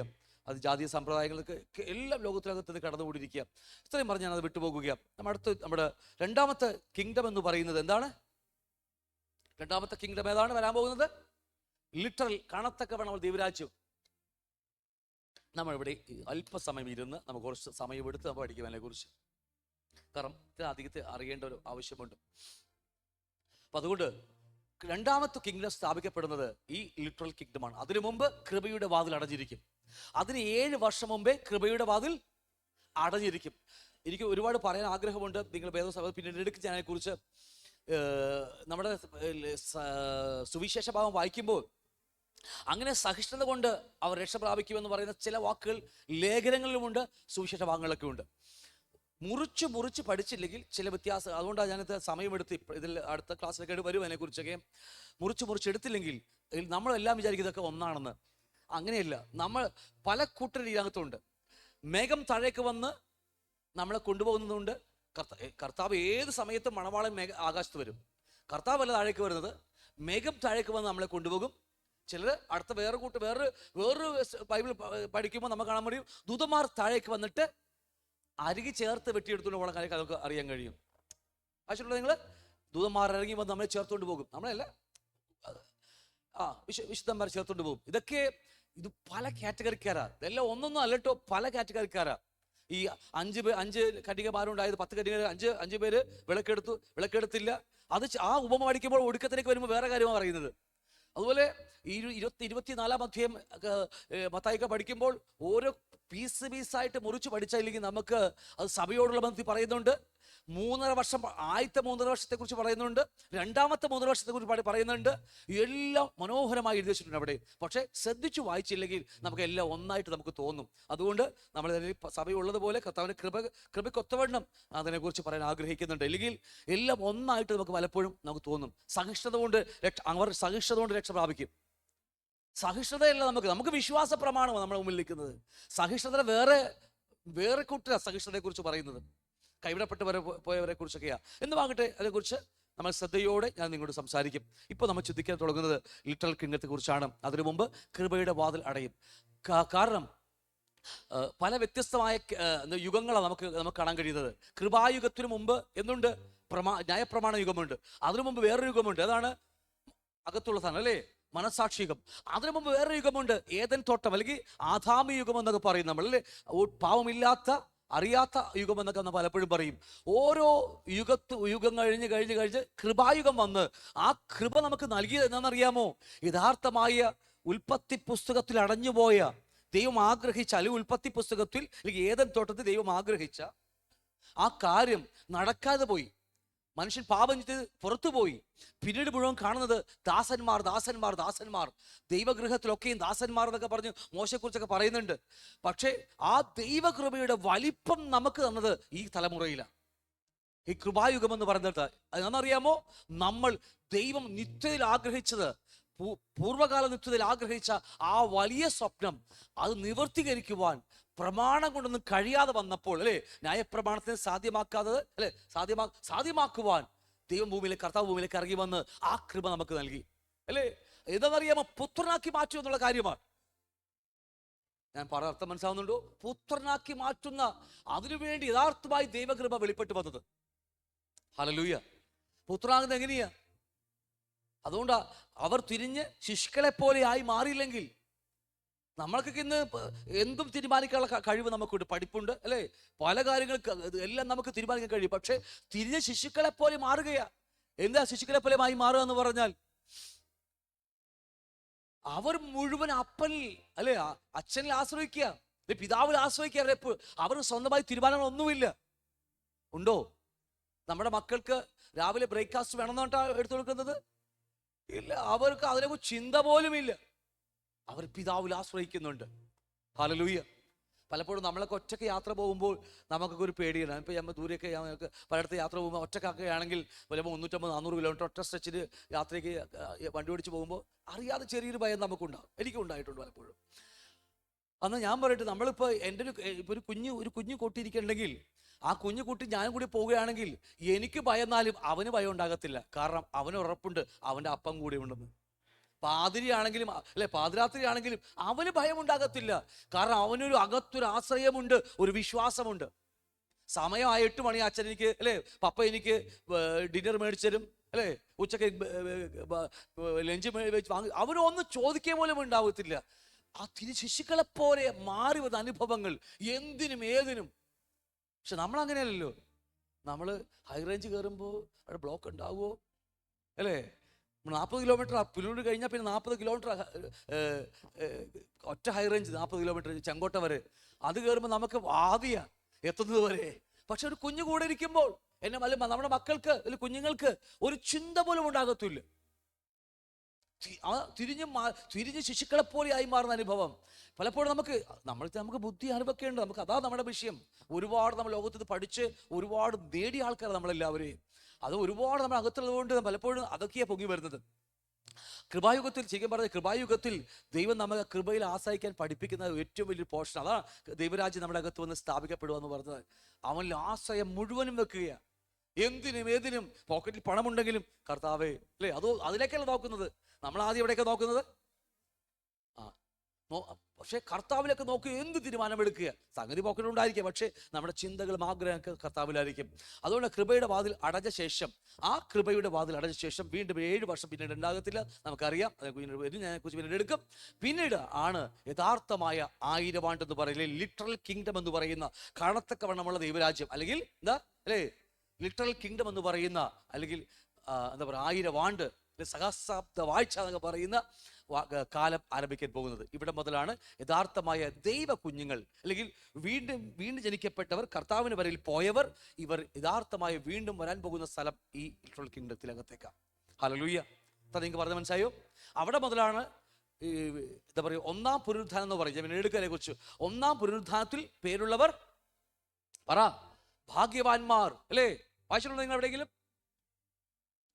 1-ാം പുനരുത്ഥാനത്തിൽ പേരുള്ളവർ ഭാഗ്യവാന്മാർ. അതിൽ 5 കൂട്ടർ ഉണ്ടായിരിക്കും. അവർ യഥാർത്ഥമായി അവരുടെ ജീവിതം ആരംഭിക്കാൻ പോകുന്നത് ഇവിടെ മുതലാണ്. ഹല്ലേലൂയ. അതിനെക്കുറിച്ച് പിന്നെ എടുത്തോളാം. അപ്പം അതുകൊണ്ട് ഈ കാണത്തക്കണ ദൈവരാജ്യം നമ്മൾ അതിലേക്ക് കടക്കാൻ പോവുകയാണ്. ഒന്നാമത്തെ കാര്യം മറന്നു പോകരുത്. നേരത്തെ ഞാൻ എപ്പോഴും പറയുന്ന കാര്യമാണ്, 1-ാം സ്വർഗ്ഗം, 2-ാം സ്വർഗ്ഗം, 3-ാം സ്വർഗ്ഗം എന്നൊക്കെ നമുക്ക് വായിച്ചിട്ടുണ്ട്. നമുക്കല്ലേ, പൗലോസ് 3-ാം സ്വർഗ്ഗത്തോളം എടുക്കപ്പെട്ടു. നമ്മൾ ഇതുപോലെ തന്നെയാണ് നമ്മുടെ ജീവിതവും. ഈ ആത്മദേഹി ദേഹം ഇതെല്ലാം ഇതിനോടുള്ള ബന്ധത്തില. ആത്മാവിൽ നിന്ന് ദേഹിയിലേക്കും, ദേഹിയിൽ നിന്ന് ശരീരത്തിലേക്കും എന്നൊക്കെ പറയുന്ന പോലെ തന്നെയാ ഈ 1-ാം സ്വർഗം 1-ാം സ്വർഗം, 2-ാം സ്വർഗം, 3-ാം സ്വർഗം. ഇതുപോലെ മേഘമണ്ഡലം അവിടെ കാണാൻ കഴിയും. ആകാശമണ്ഡലം, പിന്നീട് നമ്മൾ ആഗ്രഹിക്കുന്ന, നമ്മൾ പ്രിയം വെച്ചിരിക്കുന്ന ആ സിയോൺ എന്നൊക്കെ പറയുന്ന അപ്പന്റെ ഭവനം എന്നൊക്കെ പറയുന്നത്, അതാ ചെങ്കടൽ കടന്ന്, യോർദാൻ കടന്ന് അവർ കാദേശത്തെത്തിപ്പെട്ടത്. ഇതിലൂടെ തന്നെ കടന്നു പോകുക. അപ്പോൾ ഈ സ്പിരിച്വൽ കിങ്ഡത്തിൽ കൂടി കടന്നിട്ട്, അല്ലേ, ശരിയല്ലേ? രണ്ടാമത്തെ ഈ പറഞ്ഞ എന്താണ് ഈ ആകാശമണ്ഡലം അല്ലെങ്കിൽ രണ്ടാം സ്വർഗം അല്ലെങ്കിൽ എന്താ പറയുക യോർദാൻ കടന്നിട്ട് എങ്ങോട്ടാ പോകുന്നത്? നമ്മുടെ അടുത്ത് ലിറ്ററൽ കിങ്ഡത്തിലേക്ക് കടന്നു പോകുകയാണ്. അതിന്റെ ഒടുക്കത്തിലാണ് യഥാർത്ഥമായ ഈ ഭൂമി ആകാശം കത്തിപ്പോയ ശേഷം വരാനിരിക്കുന്ന ആ എറ്റേണൽ കിങ്ഡത്തിലേക്ക് നമ്മൾ കടക്കുന്നത്. ഇതെല്ലാം അതോട് ബന്ധത്തില് ആത്മാവിൽ വന്നത്, ആത്മാ ദേഹി ദേഹ എല്ലാം ഇതോട് ബന്ധത്തിൽ പഠിപ്പിക്കുന്ന കാര്യങ്ങളാണ്. ഗ്രഹിച്ചോ? അതുകൊണ്ടാ പൗലോസ് 3-ാം സ്വർഗത്തോളം എടുത്തു ആ വാക്യം. ആ വാക്ക് നമുക്ക് ഏറ്റവും പ്രിയപ്പെട്ട വാക്യമാണ്. കാരണം ആ വാക്യം ഇല്ലായിരുന്നെങ്കിൽ ഞാൻ ആ 7-ാം സ്വർഗം വരെയൊക്കെ നമ്മൾ ഒരുപാട് പഠിച്ച് തിരിച്ചൊക്കെ നോക്കി. പക്ഷേ പിന്നീട് മനസ്സിലായി അങ്ങനെ നീണ്ടുനിന്ന് പോകേണ്ട ആവശ്യമൊന്നുമില്ല. യഥാർത്ഥമായ 3-ാം സ്വർഗം നമ്മുടെ പിതാവിൻ്റെ ഭവനമാണെന്ന് മനസ്സിലായി. അല്ലേ? ആ മേഘമണ്ഡലവും അതിനുശേഷം വരുന്ന ആകാശമണ്ഡലവും സ്വർഗാദി സ്വർഗം. അതുകൊണ്ടാ ഇസ്രായേൽ മക്കളെ മരുഭൂമിയിലേക്ക് കടത്തിവിട്ട് ചെങ്കടൽ കടത്തി യോർദാൻ കടത്തി അവരെ കാദേശത്തേക്ക് കൊണ്ടുപോയത്. ഇതെല്ലാം എല്ലാത്ത നിഴലുകളെല്ലാം ഇതൊക്കെ അറിയുമ്പോഴാണ് നമ്മുടെ ജീവിതം പോയിക്കൊണ്ടിരിക്കുന്നു എന്ന് നമ്മൾ അറിയുന്നത്. ഇല്ലെങ്കിൽ നമുക്ക് പല ഉപദേശം കേൾക്കുമ്പോൾ ചിന്തകൾ മാറിപ്പോകും നമ്മുടെയൊക്കെ. അപ്പൊ അതുകൊണ്ട് ഈ ഒരു ഇതിൽ കൂടിയാണ് നമ്മൾ കടന്നു പോകുന്നത്. എന്നിട്ടാണ് അല്ലേ സ്പിരിച്വൽ കിങ്ഡം, ലിറ്ററൽ കിങ്ഡം, പിന്നീട് എന്താ വരാനിരിക്കുന്ന എറ്റേണൽ കിങ്ഡം. അത് സമയപരിധിക്കുള്ളിലല്ല. ഇപ്പോൾ പഠിച്ചുകൊണ്ടിരിക്കുന്ന ഈ സ്പിരിച്വൽ കിങ്ഡം ആകട്ടെ ലിറ്ററൽ കിങ്ഡം ആകട്ടെ ഇതെല്ലാം സമയത്തിനുള്ളിലാണ്. ഇപ്പൊ അതിനെക്കുറിച്ച് പഠിക്കാൻ ആഗ്രഹിക്കുന്നു. നമ്മൾക്ക് അതെല്ലാം സമയത്തിനുള്ളിൽ വരുന്ന കാര്യമാണ്. സമയത്തിന് ആദിയുണ്ട് അവസാനമുണ്ട്. അല്ലേ? നിത്യത എന്ന് പറയുന്നത് നിത്യതയ്ക്ക് എന്തില്ല? ആരംഭവുമില്ല. ആൽഫയും ഒമേഗ എന്ന് പറഞ്ഞ പോലെ ആദ്യം ഒന്നുമില്ല അതിന്. അത് അനന്തമാണ്, നിത്യമായ കാര്യമാണ്. അത് അവിടെയില്ല. നമ്മളിപ്പോഴും ജീവിക്കുന്നത് എവിടെയാ? ഭൂമിയിലല്ല, കേരളത്തിലല്ല, അല്ലേ? സമയത്തിനുള്ളിൽ നമ്മൾ ജീവിക്കുന്നത്. നമ്മൾ ഇപ്പോഴും ജീവിക്കുന്നത് സമയത്തിനുള്ളിലാണ്. ഇതിനപ്പുറത്തുള്ള ലോകത്തേക്ക് പോകുമ്പോഴാണ് യഥാർത്ഥമായ ജീവിതം ആരംഭിക്കുന്നത് നമുക്ക്. ഹല്ലേലൂയ. അതിൽ ദൈവം നമുക്ക് തരുന്ന ഏറ്റവും വലിയൊരു മനോഹരമായ ഒരു അവാർഡ്, അല്ലേ? അവാർഡാണ് ഈ ലിറ്ററൽ കിങ്ഡം എന്ന് പറയുന്ന ദൈവ കുഞ്ഞുങ്ങൾക്കുള്ളത്. 2 ബോഡിയിൽ ജീവിക്കുന്നവരുണ്ട്, 2 ശരീരത്തിൽ ജീവിക്കുന്നവർ. ഒന്ന് ജയാളികളായി കർത്താവിന്റെ പ്രത്യക്ഷതയിൽ, അല്ലേ, പ്രിയം വെച്ച് അവനോട് കൂടി പോയിട്ട് 7 വർഷം കഴിഞ്ഞ് തിരിച്ച് വരുന്നവരും, മറ്റൊരു ശരീരത്തിൽ റിസറക്റ്റ്, അല്ലേ, വേറൊരു ശരീരത്തിൽ വരുന്നവരും. രണ്ടാമത് ഈ കാണുന്ന ഈ എന്താ പറയുക ഹ്യൂമൻ ബോഡിയിൽ, മനുഷ്യ ബോഡി ജീവിക്കുന്നവരും ഒരേപോലെ ജീവിക്കുന്ന ഒരു സ്ഥലമാണ് ഈ പറഞ്ഞ 1000 ആണ്ട് സഹസ്രാബ്ദ വാഴ്ച അല്ലെങ്കിൽ എറ്റേണൽ എന്താ പറയുക ലിറ്ററൽ കണത്തൊക്കെ വടമുള്ള ദൈവരാജ്യം എന്ന് പറയുന്ന സ്ഥലത്ത്. ഇന്ന് ഒറ്റ കൂട്ടരേ നമുക്ക് ഈ ഭൂമിയിലുള്ളൂ. ആരാ? ഈ ജഡത്തിൽ ജീവിക്കുന്നവർ, അല്ലെങ്കിൽ ഈ മനുഷ്യ ശരീരത്തിൽ ജീവിക്കുന്നവർ മാത്രമേ ഇന്ന് ഈ ഭൂമിയിലുള്ളൂ. കർത്താവും ജീവിച്ചപ്പോഴും ഇതേപോലെ ജീവിച്ചു ഈ ബോഡി, അല്ലേ?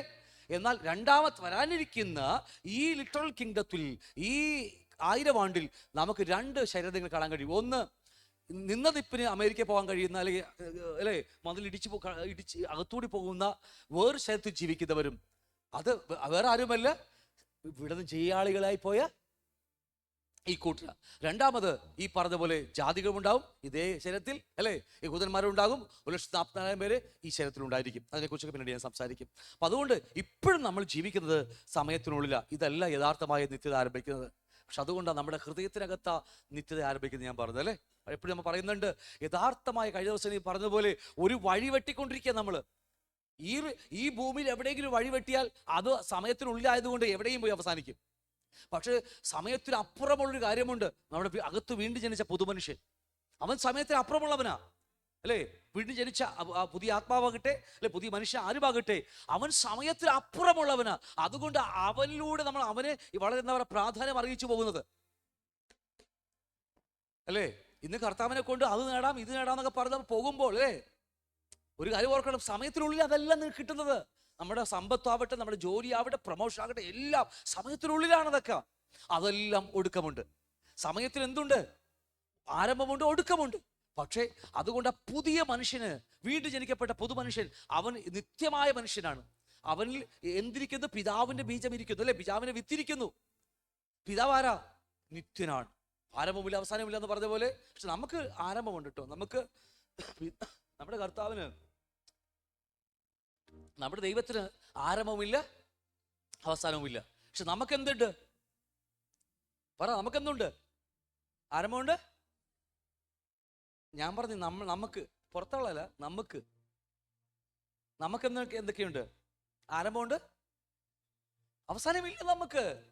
നമുക്ക് ഒരു ആരംഭമുണ്ട്, അല്ലേ? എന്നാ ഒക്ടോബർ, ഞാൻ പണ്ട് 2005 5 അല്ലേ? അന്ന് എനിക്കൊരു ആരംഭം കുറിച്ചിട്ടു, എൻ്റെ ആരംഭം അല്ലേ? പക്ഷെ എനിക്ക് അവസാനമില്ല.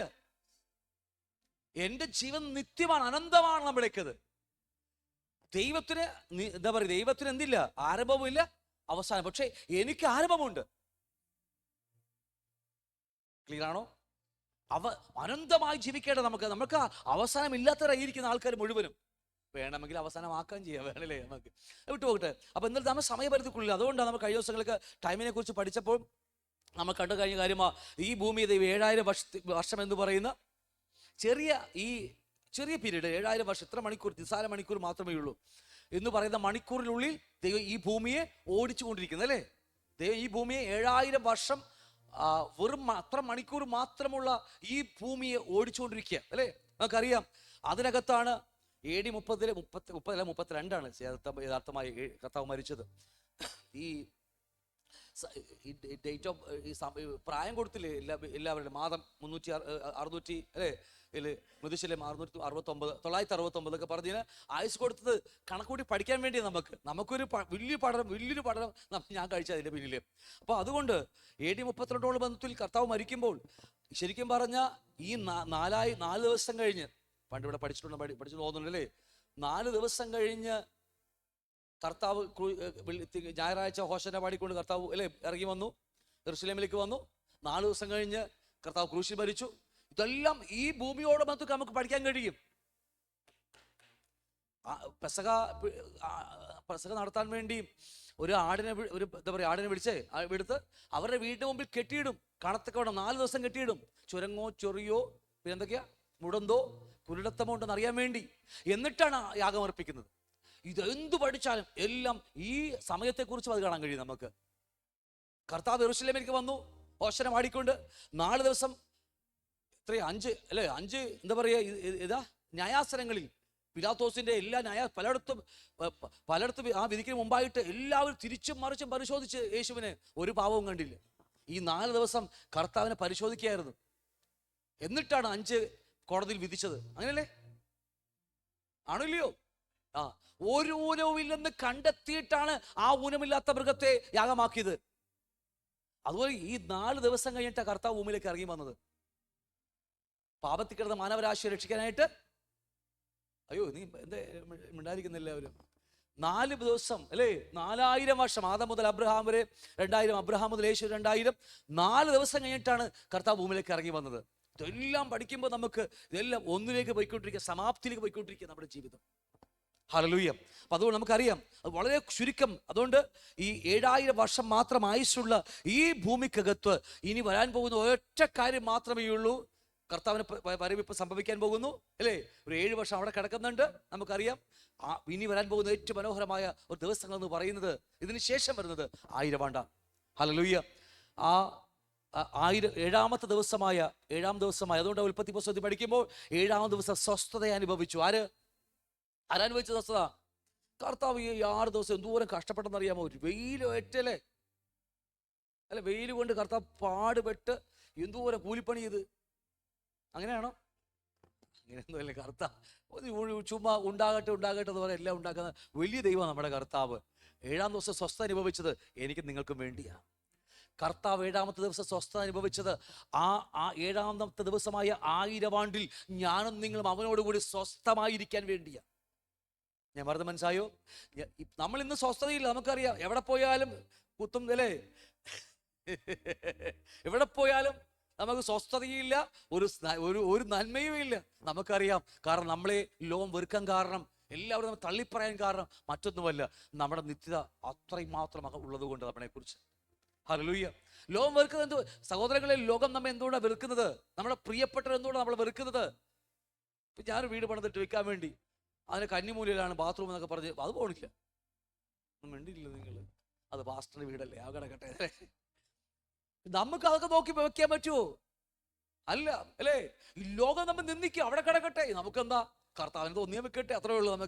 അതും പറഞ്ഞ് നമുക്ക് ഇനി കണിയാൻ്റെ അടുത്ത് പോയി ആ കെണി പെടറോ അല്ലേ? കണിയാൻ്റെ അടുത്ത് പോയി ഇതൊക്കെ നടക്കും. നേരം വെളുക്കുമ്പോൾ ആ വീട് വിറ്റ് പോകും. എനിക്കറിയാം. പക്ഷേ മിണ്ടുന്നില്ല നിങ്ങൾ. ഞാൻ പറഞ്ഞു വന്ന കാര്യങ്ങള് ഈ ഏഴാമത്തെ ദിവസം സ്വസ്ഥതയിലേക്ക് ദൈവം നമ്മെ വിളിച്ചു. അതുകൊണ്ട് ആ ഏഴാമത്തെ ദിവസം കർത്താവ് സ്വസ്ഥമായിരുന്നു എന്ന് പറഞ്ഞത്. ആ സ്വസ്ഥതയിലേക്ക് എന്നെയും നിങ്ങളെ കടക്കാൻ വേണ്ടിയാണ് ഈ 3 കിങ്ഡം വെച്ചിരിക്കുന്നത്. ഒന്നാമത്തെ സ്പിരിച്വൽ കിങ്ഡം അതിനു വേണ്ടി വെച്ചത്. അത് നമ്മുടെ ഹൃദയത്തിനകത്ത് അനുഭവിക്കാൻ കഴിയണം. എന്തെല്ലാം പ്രശ്നങ്ങളും നിങ്ങൾ വിചാരിക്കും ഞാൻ സുഖമായിട്ട് ജീവിക്കുന്നത്. നിങ്ങളുടെ എടുത്താ പൊങ്ങാത്ത നിങ്ങളെക്കാൾ അധികം പ്രശ്നത്തിൽ കൂടി കടന്നു പോകുന്ന ആളാണ് ഞാനൊക്കെ. വേണ്ടിയില്ല. അപ്പൊ നിങ്ങൾ പറയും പാർശ്വക സുഖം അതിനേക്കാൾ വലുതാ ഞാൻ അനുഭവിക്കുന്നത്. നിങ്ങളിപ്പോ പറയും ശരിയാ, തൻകുഞ്ഞ് പൊൻകുഞ്ഞെന്ന് പറഞ്ഞ പോലെ നമ്മുടെ പ്രശ്നങ്ങൾ നമുക്കറിയാം. കാരണം ഒറ്റ കാരണം, അതിന്റെ റീസൺ നമ്മളിത് അനുഭവിക്കുന്ന കഷ്ടവും ദുഃഖവും ഒരൊറ്റ റീസണേ ഉള്ളൂ. പറയാൻ പറ്റുമോ നിങ്ങൾക്ക്? ആ നിത്യതയ്ക്ക് വേണ്ടി കണ്ണട്ട് പാർത്തിരിക്കുന്നതുകൊണ്ടാണ്. ഒന്ന് കോംപ്രമൈസ് ചെയ്താൽ ഇതെല്ലാം നമ്മുടെ കാൽ കീഴിൽ വരും. ഒന്ന് വീണ് നമസ്കരിച്ചാൽ മതി. സൺഡേ ദിവസം ചർച്ചിലൊക്കെ ഒരു കുഴപ്പമില്ല. ഒന്ന് ജസ്റ്റ് ഒന്ന് ആ കണിയാൻ്റെ അടുത്ത് പോകുന്നു, ജസ്റ്റ് അല്ലേ ഒന്ന് കണിയാൻ്റെ അടുത്ത് പോയാൽ പരിപാടി കഴിഞ്ഞു. അതൊക്കെ ഞാൻ പറഞ്ഞു മനസ്സിലാവുന്നത്. ഒറ്റ റീസണേ ഉള്ളൂ. നമ്മൾ ഇന്ന് അനുഭവിക്കുന്ന നിന്ന ഈ പരിഹാസങ്ങളും നമ്മുടെ അകത്ത് നിത്യജീവനുള്ളത് കൊണ്ടാണ്. അതിൽ തകർക്കാൻ വേണ്ടി ഇതിങ്ങനെ പിശാച് പല വഴി കൂടെ നമ്മുടെ ജീവിതത്തിൽ കടന്നു വരികയാണ്. അത് വിട്ടുകളഞ്ഞേക്കരുത്. ആ സ്വസ്ഥതയാണ്, അതാണ് ആ നമ്മുടെ സ്പിരിച്വൽ കിങ്ഡം എന്ന് പറയുന്നത്. അത് പറഞ്ഞില്ലേ, അതിന് നടുവിലും നമ്മൾ പതറാൻ നിൽക്കുന്ന ഒരു സമാധാനമുണ്ട്, ഒരു സന്തോഷമുണ്ട്. അതാണ് ഈ പറഞ്ഞത് യഥാർത്ഥ ദൈവരാജ്യം എന്ന് പറയുന്നത്, നമ്മൾ അനുഭവിച്ചുകൊണ്ടിരിക്കുന്ന ദൈവരാജ്യം. ക്ലിയർ ആണോ?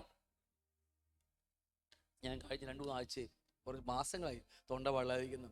3 പ്രാവശ്യം ഈ ആന്റിബയോട്ടിക് 3 പ്രാവശ്യം എന്നിട്ട് സംഗതിക്ക് യാതൊരു മാറ്റവും ഇല്ല. ഐസ്ക്രീം തിന്നെ കുറച്ചാ വാങ്ങിയത് ഇല്ല, അതൊന്നുമില്ല.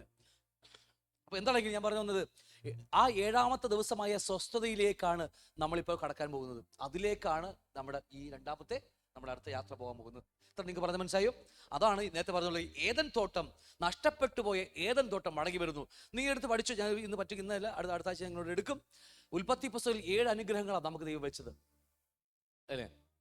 നമുക്കറിയാം, വായിക്കാൻ ആർക്കറിയാം. അത് എല്ലാം നഷ്ടപ്പെട്ടു പോയി.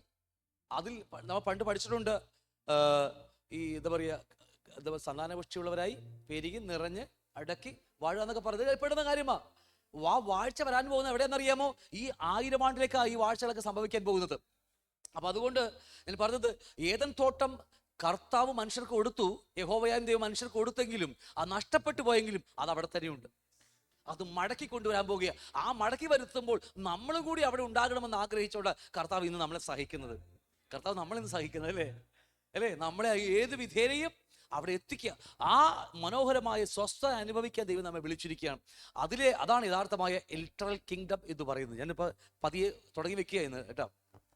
പറഞ്ഞ മനസ്സിലായോ? അതാണ് ഉൽപ്പത്തി പുസ്തകം 6 ദിവസം കൂടെ എല്ലാം ഉണ്ടാക്കി, 7-ാം ദിവസം ദൈവം സ്വസ്ഥത അനുഭവിച്ച്, ഒരുപാട് കഷ്ടപ്പെട്ടത്, ഒരുപാട് അധ്വാനിച്ച് 6 ദിവസം ഉണ്ടാക്കിയതല്ല. അതൊക്കെ ദൈവത്തിന് ഉണ്ടാകട്ടെ എന്നൊരു വാക്ക് മാത്രം മതി, ഒരു കൽപ്പിച്ച് ജുമ്മ പറഞ്ഞാൽ മാത്രം മതി. 7-ാം ദിവസം സ്വസ്ഥത അനുഭവിച്ചത് മനുഷ്യർക്ക് വേണ്ടി ദൈവം സ്വസ്ഥത അനുഭവിച്ചത്. ആ സ്വസ്ഥതയിലേക്കാ ആദമിനെ ഹവ്വയെ ദൈവം വിളിച്ചത്, അല്ലേ? അവരെവിടെയാ സൃഷ്ടിച്ചത്? ഭൂമിയിൽ നിന്നാ ഉണ്ടാക്കിയത്. അവരെ ജീവിക്കാൻ വെച്ചത് എവിടെയാ? ഏദൻ തോട്ടത്തിലാ. ആ ദൈവം അനുഭവിക്കുന്ന സ്വസ്ഥതയിലേക്കാ മനുഷ്യനെ വിളിച്ചത്. പക്ഷേ ആ മനുഷ്യൻ മനഃപൂർവ്വം ആ സ്വസ്ഥത വിട്ട് ഓടിപ്പോവുകയായിരുന്നു. അത് മടക്കി ദൈവം തരാൻ വേണ്ടി ആ മാളിക മുറിയിൽ നിന്ന് കർത്താവ് ഭൂമിയിലേക്ക് ഇറങ്ങി വന്നത്, ഈ പരിശുദ്ധാത്മാവ് ഇറങ്ങിയത്. അന്ന് ആ സ്പിരിച്വൽ കിങ്ഡം വന്നപ്പോൾ നമ്മൾ ആ ആത്മാവിൽ നമുക്ക് അനുഭവിക്കാൻ തുടങ്ങി. നമ്മളെല്ലാവരും ഇല്ലേ? അനുഭവിക്കുന്നുണ്ടോ? സ്വസ്ഥത അനുഭവിക്കുന്നുണ്ടെങ്കിൽ ഈ സ്വസ്ഥതയിലേക്ക് നമ്മൾ കടന്നു വരും. ഹല്ലേലൂയ. അപ്പൊ അതുകൊണ്ട് ആ ഏദൻ തോട്ടമാണ് മടങ്ങി വരാൻ പോകുന്ന ഈ പറഞ്ഞ 1000 ആണ്ട് സഹസ്രാബ്ദ വാഴ്ച, അല്ലെങ്കിൽ എന്താ പറയുക, 1000 ആണ്ട് വാഴ്ച. പിന്നെ എന്തൊക്കെയാ മില്ലേനിയം, അല്ല റെയിൻ എന്നൊക്കെ പറയുന്ന പല വാക്കുകളിൽ പറയുന്ന എല്ലാം ഒന്ന് തന്നെയാണ്. അതെല്ലാം വരാൻ പോകുന്നത് ഈ 7-ാമത്തെ ദിവസമാണ്. ദൈവം 6 ദിവസം കൊണ്ട് എല്ലാം ഉണ്ടാക്കി, 7 ദിവസം സ്വസ്ഥ അനുഭവിച്ചു. ആദം മുതൽ അബ്രഹാം വരെ 2000, അബ്രഹാം മുതൽ യേശു വരെ 2000, യേശു മുതൽ അല്ലേ ഇപ്പോൾ 2000 ആകാൻ പോകുന്നു. 7 വർഷം എതിർ ക്രിസ്തുവിന് കൂടി ആകുമ്പോൾ 6000 വർഷം തികയും. 1000 വർഷം എന്ന് പറഞ്ഞാൽ ഒരു ദിവസം കൂടത്തുമില്ല, ഒരു ദിവസം കുറയത്തുമില്ല. കറക്റ്റ് 1000 ആണ്ട് വാഴ്ച. അതിനെക്കുറിച്ച് 20-ാം അധ്യായം വെളിപ്പാട് ദിവസം ആഴമായി പഠിപ്പിക്കുന്നത്. 6 പ്രാവശ്യമാണ് ഈ വാക്ക് ആവർത്തിച്ച് പറയുന്നത്. ഞാൻ പിന്നീട് അതിനെക്കുറിച്ച് എടുത്തോളാം. അപ്പം അതുകൊണ്ട് ആ 7-ാമത്തെ സ്വസ്ഥതയിലേക്കാണ് നമ്മൾ കടക്കാൻ പോകുന്നത്. അത് ഇത്തിരി സ്വപ്നം കണ്ടാലും കുഴപ്പമില്ല നമുക്ക്, അല്ലേ? നമുക്ക് തോന്നും BJP കയറിയ ഇന്ത്യ നേരെയാകും, നമുക്ക് സമാധാനം കിട്ടും. പിന്നെ പിന്നെ കുറെ കാര്യം പറയും, ഇല്ല കോൺഗ്രസ് കയറിയ നമുക്ക് അല്ലേ അല്ലേ നമുക്ക് പറയാ ഈ ലോകത്ത് ഏത് മനുഷ്യൻ ഭരിച്ചാലും ഒരു സ്വസ്ഥയും കിട്ടാൻ പോണില്ല, ഒരു സ്വസ്ഥയും ഇല്ല. പക്ഷെ ഞാൻ ഒന്ന് പറയാം, ഒരു മനുഷ്യൻ അല്ലെങ്കിൽ ഒരു മനുഷ്യൻ എന്ന് പറയാൻ പാടില്ല അല്ലേ, ഒരു വ്യക്തി ഈ ഭൂമിയെ ഭരിക്കും. ഹല്ലേലൂയ. അതാണ് യഥാർത്ഥമായ. ഇതൊന്ന് കാണിക്കാൻ വേണ്ടിയാണ് കർത്താവ് നമ്മൾ ഇന്ന് ഇതിൽ കടത്തി വിടുന്നത്. അന്ന് 1000 ആണ്ടി പറയും, ഇതാണല്ലേ കർത്താവ്, ഇത് വിട്ടാണല്ലോ മനുഷ്യൻ ഇറങ്ങിപ്പോന്നത്. ഇന്നും സത്യം പറഞ്ഞാൽ നമ്മളൊക്കെ അനുഭവിക്കുന്ന നിന്നയും പരിഹാസവും തല്ലും ഒച്ചപ്പാടും ബഹളവും. അതിന് GST, ഇതിന് GST. എൻ്റെ പൊന്നോ, തൊട്ടതിനും പിടിച്ചതിനും എന്തും പ്രശ്നങ്ങൾ. ഒന്ന് ഊരി അപ്പുറത്തേക്ക് വരുമ്പോൾ പിന്നെ അപ്പുറത്ത് വിളിച്ചു ലെറ്റർ വരുത്, അവിടെ ചെല്ലേ സ്ഥലം അല്ലേ നിങ്ങളുടെ പേരിലല്ലേ വേറെ ആളുടെ പേര്. എന്നും പ്രശ്നങ്ങൾ മാത്രമേ നമുക്കുള്ളൂ. ഈ ലോകത്തിൽ സാത്താൻ ഭരിക്കുന്ന ആ ലോകത്ത് ജീവിച്ച ഒരു അനുഭവങ്ങളും ഇനി 1000 ആണ്ടിൽ കർത്താവ് രാജാവായി ജീവിക്കാൻ പോകുന്ന ആ ജീവിതത്തിൽ ഞാനും നിങ്ങളും അവിടെ ഉണ്ടാകുമ്പോൾ വ്യത്യാസം അന്ന് നിങ്ങൾക്ക് മനസ്സിലാവും. ഹല്ലേലൂയ. നമ്മൾ ഈ കാണുന്ന ഒന്നുമല്ല സഹോദരങ്ങൾ, ഇതൊന്നും അല്ല യഥാർത്ഥമായ ദൈവം ആഗ്രഹിച്ചത്. ഇതൊന്നും അല്ലായിരുന്നു. അതൊക്കെ വിട്ട് ഓടിപ്പോയ മനുഷ്യനെ അഹങ്കാരം കൊണ്ട് സംഭവിച്ചു പോയതൊക്കെ ഇന്ന് കാണുന്ന മുഴുവനും. എന്നിട്ട് അനുഭവിക്കുന്ന മുഴുവൻ എന്താ നമ്മൾ അനുഭവിക്കുന്നല്ലേ. ഇന്ന് റോഡിൽ കൂടി പോയപ്പോ കിഴക്കമ്പലത്ത് മറ്റേതോ ആ പുള്ളിക്കാരൻ സാബു പണിത് റോഡൊക്കെ മനോഹരമായിരിക്കുന്നു. ഞങ്ങളുടെ റോഡിൽ ടൈലിട്ടിട്ട് പോലും ഒരു 6 മാസം പോലും ആയില്ല, അതൊക്കെ ഇടിഞ്ഞു പൊളിഞ്ഞു പോയി. എന്നാൽ ആ ടൈല് 8-10 വർഷമായാലും പോകാൻ പാടില്ല. അത്രയ്ക്ക് നല്ല കോൺട്രാക്ടർ പറയാൻ അറിയാവുന്ന കാര്യമാണ്. പക്ഷെ അത്രയ്ക്കേ ഉള്ളൂ. ഇത് മുഴുവൻ മറ്റുള്ളവരുടെ പോക്കറ്റിലാണ് പോകുന്നത്. അപ്പോൾ ഒരു ഭരണവും ഇവിടെ ശാശ്വതമല്ല. ഇതറിയുമ്പോഴാണ് നമ്മൾ ആ യഥാർത്ഥമായ കർത്താവ് കൂടെയുള്ള ആ ജീവിക്കുമ്പോൾ അറിയാൻ പോകുന്നത്. ഇതൊക്കെ നിങ്ങൾ മനസ്സിൽ വെച്ചുകൊണ്ട് വേണം നമുക്ക് ഇതിലേക്ക് കടന്നു വരാനായിട്ട്. അപ്പം അതുകൊണ്ട് 7-ാം ദിവസത്തെ സ്വസ്ഥതയിലേക്ക് ദൈവം നമ്മെ വിളിച്ചിരിക്കുന്നു. അത് വരാനിരിക്കുന്ന 1000 ആണ്ടാണ്. 1000 ആണ്ട് അല്ലെങ്കിൽ എന്ന് പറഞ്ഞാൽ ഏദൻ തോട്ടം മടങ്ങി വരുന്നു. ദൈവവും മനുഷ്യനുമായി ഒരുമിച്ച് ജീവിക്കാൻ തുടങ്ങുന്നു. ഹല്ലേലൂയ. അന്ന് നമ്മൾ ഈ ശരീരത്തിലല്ല, അയ്യോ രാവിലെ ഇന്ന് പള്ളി പോകണമല്ലോ എന്ന് പറഞ്ഞ് അയ്യോ നടുവിന്ന് വയ്യാതെ ഇങ്ങനെയൊന്നുമല്ല നമ്മൾ എഴുന്നേക്കാൻ പോകുന്നത്. അന്ന് നമ്മുടെ റിസറക്റ്റഡ് ബോഡി, ഒരുപാട് ശരീരങ്ങളുണ്ട്, ഉയർത്തെഴുന്നേറ്റ ശരീരത്തിൽ നമ്മൾ ജീവിക്കാൻ തുടങ്ങും. നമുക്ക് ഈ മതലൊന്നും ഒന്നും അല്ലായിരിക്കും, അതിനെക്കുറിച്ച് പിന്നെ എടുക്കും, അപ്പുറത്തേക്ക് നമ്മൾ ഓടിപ്പോകുന്ന അനുഭവങ്ങൾ നമുക്ക് ഉണ്ടായിരിക്കും. അതുപോലത്തെ മനോഹരമായൊരു ജീവിതത്തിലേക്ക് നിങ്ങൾ കടക്കാൻ പോകുക. അത് ഓർക്കുമ്പോൾ നമ്മുടെ ഈ ആയുസ്സിലെ കഷ്ടങ്ങൾ സാരമല്ലാതെ നമ്മൾ എണ്ണും. അത് കാണാതെ നമ്മൾ ഇവിടെ ജീവിക്കുകയാണെങ്കിൽ ഈ ആയുസ്സിലെ കഷ്ടങ്ങൾ എനിക്ക് മാത്രം എന്താ കർത്താവ് ഈ പണി തന്നെന്ന് ചോദിക്കും അല്ലേ, ആണോ? എന്നാൽ അത് കാണാൻ തുടങ്ങുമ്പോൾ, ആ മനോഹരമായ കർത്താവുള്ള ജീവിതം കാണാൻ തുടങ്ങുമ്പോൾ ഒരു കാര്യം ഓർത്താൽ മതി, ഇതൊക്കെ സാരമില്ല എന്ന് നമ്മൾ എണ്ണാൻ തുടങ്ങും. കാരണം അതിനേക്കാൾ വലിയൊരു ജീവിതം നമുക്ക് വേണ്ടി കർത്താവ് ഒരുക്കി വെച്ചിട്ടുണ്ട്. അതാണ് ഈ 1000 ആണ്ട്. ഇത് മറന്നു പോകരുത്. സമയം അതുപോലെ മനോഹരമായി സമയത്തിന്മേൽ ഈ ഭൂമി ഓടിക്കൊണ്ടിരിക്കുക. സമയം അവസാനിക്കുമ്പോൾ പത്രോസ് പറഞ്ഞ പോലെ മൂലപദാർത്ഥങ്ങളെല്ലാം atom, neutron, electron, proton, atom അല്ലേ, ഒരു തീ കത്തിച്ചിങ്ങനെ ഇട്ട് കഴിഞ്ഞാൽ ഈ വെടിക്കെട്ട് പുരയിൽ തീയിടുന്ന പോലെ ഇരിക്കും. ഭൂമി ഒറ്റ കത്തല. ആറ്റം ആയതുകൊണ്ട്, ന്യൂട്രോൺ, ഇലക്ട്രോൺ, പ്രോട്ടോൺ ആയതുകൊണ്ട് ഭൂമി മുഴുവൻ അതാ. അതുകൊണ്ട് അത് കത്തി അഴിഞ്ഞു പോകും. അതിനു മുമ്പായിട്ട് ഈ സമയം അവസാനിക്കും. അതിനു മുമ്പ് ദൈവത്തിൻ്റെ ഒരുപാട് പ്രവൃത്തിയുണ്ട്. ഞാൻ ഈ പറയുന്നത് 1000 ആണ്ട് വാഴ്ച പോലും സമയത്തിനുള്ളിലാണ്. 1000 ആണ്ട് വാഴ്ച പോലും സമയത്തിനുള്ളിലാണ്. അതുമല്ല നമ്മുടെ യഥാർത്ഥമായ ജീവിതം ആരംഭിക്കുന്നത്. അത് സ്റ്റാർട്ടിങ് മാത്രമാണ്. യഥാർത്ഥമായ വേറെ സ്പിരിച്വൽ ഒരു ഭൂമിയും സ്പിരിച്വൽ ആകാശങ്ങളൊക്കെ വരാൻ കിടക്കുന്നതേ ഉള്ളൂ. ഓക്കെ, അങ്ങനെ പിന്നീട് നിങ്ങൾ എടുക്കും. അപ്പം അതുകൊണ്ട് ഇതാണ് നമ്മുടെ യഥാർത്ഥമായ 1000 ആണ്ടിനെ കുറിച്ച് നമ്മൾ ചിന്തിക്കാൻ പോകുന്നത്. അതിനിടെ 4000 വർഷം കർത്താവിനെ അറിഞ്ഞില്ല. പാപനിമിത്തം ഏദൻ തോട്ടം വിട്ടു മനുഷ്യൻ പുറത്തുപോയി. ദൈവം മനുഷ്യനോട് 4000 വർഷം 4 ദിവസം മോശയിലൂടെയും പ്രവാചകന്മാരിലൂടെയും സങ്കീർത്തനക്കാരിലൂടെയൊക്കെ സംസാരിച്ചു. എന്നിട്ട് കർത്താവിനെ കുറിച്ച് പറഞ്ഞുകൊണ്ടേയിരുന്നു. നിങ്ങൾക്ക് രക്ഷകൻ വരാൻ പോകുന്നു പറഞ്ഞുകൊണ്ടേയിരുന്നു. അവസാനം രക്ഷകൻ വന്നു. 33.5 വർഷം രക്ഷകൻ ജീവിച്ചു. എന്നിട്ട് ആ രക്ഷകൻ ഓരോ മനുഷ്യഹൃദയത്തിനകത്തും ഓരോ കിങ്ഡം കെട്ടുവാൻ ആഗ്രഹിച്ചുകൊണ്ട് പരിശുദ്ധാത്മാവിനെ ഭൂമിയിലേക്ക് അഴച്ചു. അതാണ് ഇപ്പോൾ രണ്ടാം ആ പിന്നീടായ സ്പിരിച്വൽ കിങ്ഡം എന്ന് പറയുന്നത്. അത് അവസാനിച്ച് കഴിയുമ്പോൾ ആത്മാവും സഭയും മീൻസ് തിരഞ്ഞെടുക്കപ്പെട്ട കൂട്ടരും ഇവിടുന്ന് പോയി കഴിയുമ്പോൾ വീണ്ടും 7 വർഷം ഇവിടെ പീഡനകാലമായിരിക്കും. അതിനുശേഷമാണ് ഏത് വരാൻ പോകുന്നത്? 1000 ആണ്ട് വാഴ്ച വരാൻ പോകുന്നത്. അവിടെയാണ് എൻ്റെ നിങ്ങളുടെ ജീവിതം ആരംഭിക്കാൻ പോകുന്നത്.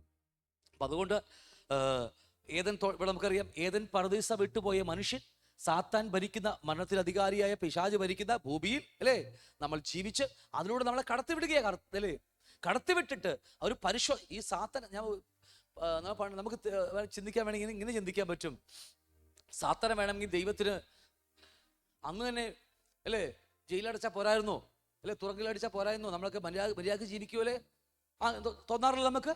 സാത്താൻ ഇല്ലായിരുന്നെങ്കിൽ നമുക്ക് സുഖമായിട്ട് ജീവിക്കാൻ പാടില്ല.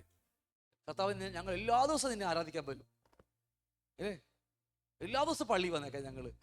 സാത്താൻ ഇല്ലായിരുന്നെങ്കിൽ, സാത്താൻ കാരണം ഞങ്ങളുടെ ബുദ്ധിയിലേക്ക് ഇങ്ങനെ 1000 ആണ്ട് ഞാൻ പിന്നീട് എടുക്കും. 1000 ആണ്ടിന്റെ ഒടുവിൽ 1000 വർഷം ദൈവം സാത്താനെ പൂട്ടിയിട്ടിട്ട് 1000 വർഷം കർത്താവ് രാജാവായി ജീവിക്കുന്ന മനോഹരമായ അനുഭവങ്ങൾ അനുഭവിച്ച് അവന് തുറന്നു വിടുമ്പോണ്ടല്ലോ മുഴുവത്തിനെ വലിച്ചോണ്ട് പോയി കളയും. വായിച്ചിട്ടുണ്ടോ നിങ്ങള്? സകല മനുഷ്യരെയും അവൻ കൊണ്ടുപോവുക.